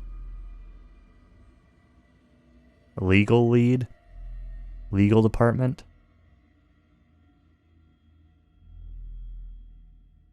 Oh, more IT.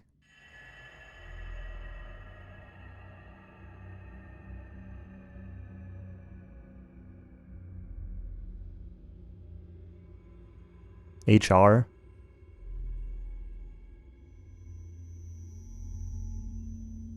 Imagine, like, being in charge of, like, I don't know, signing people up for their benefits at the end of the year and showing up in the credits for this. It's kind of funny.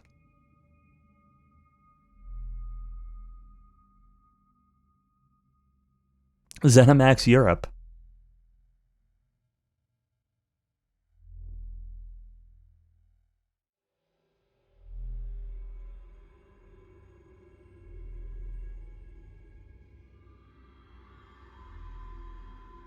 The European PR. Brand manager. Community manager. Sales director.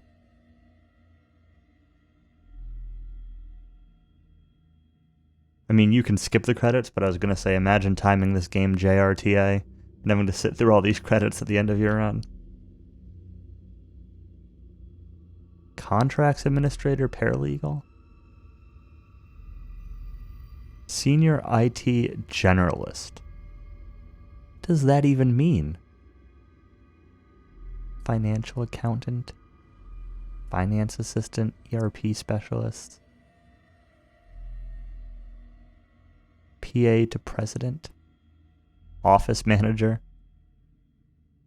ZeniMax France. We had ZeniMax and ZeniMax Europe, but we got to get ZeniMax France in here too. And Germany.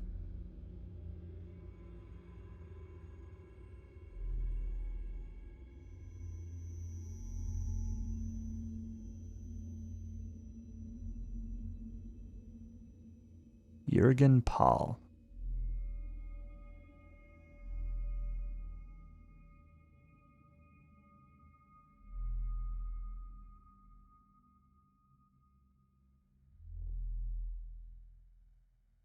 ZeniMax Asia KK.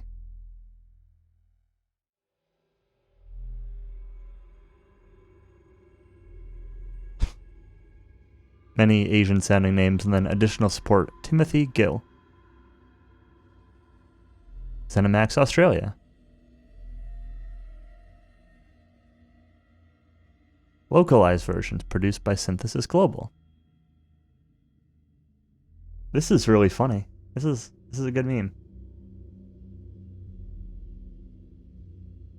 It's been going for 14 minutes now. This is, well, if you count like the animated scenes. This is longer than DQ4 credits.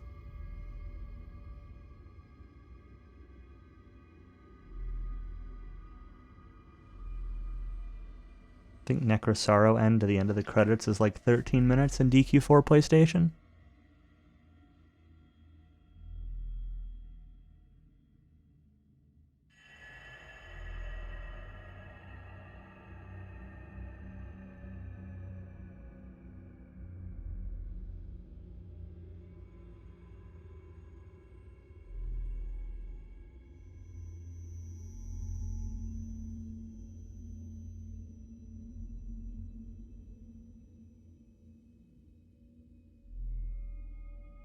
Spanish actors.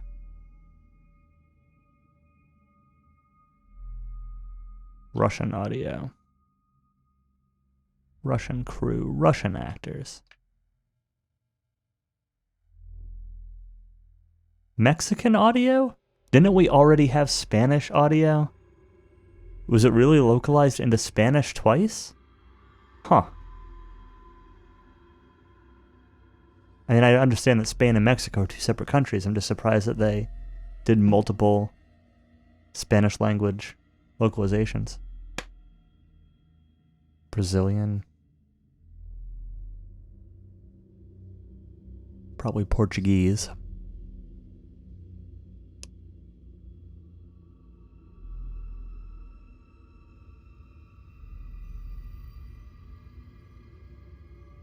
Special thanks. Are we nearing the end?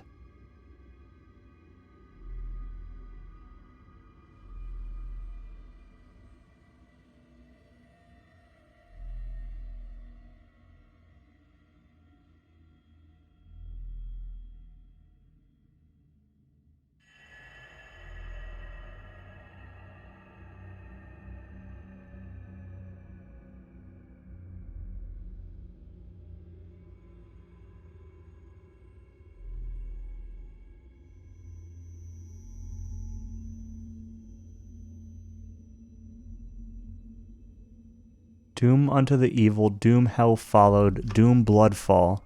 What?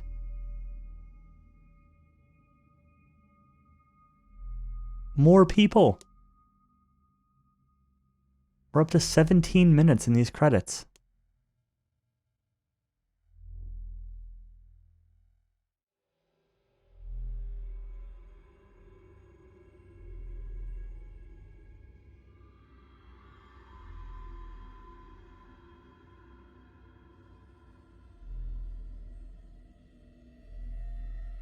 One was enough.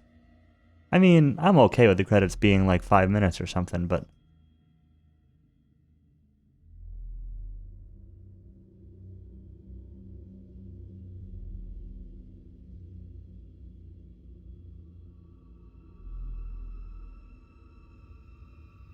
Quality assurance testers. Didn't we literally already have quality assurance testers? These names, I'm pretty sure, have scrolled through this before. All of them. Some of them look familiar. I'm sure that this list has gone through here before.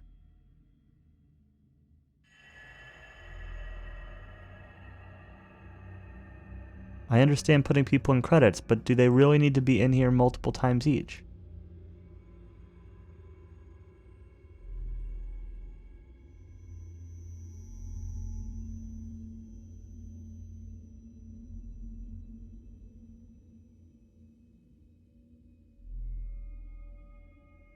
Is it done? They're over.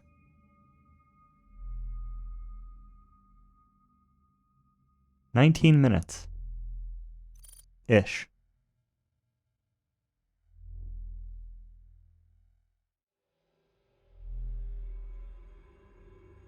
Doom Eternal. Raise Hell. 03/20/2020.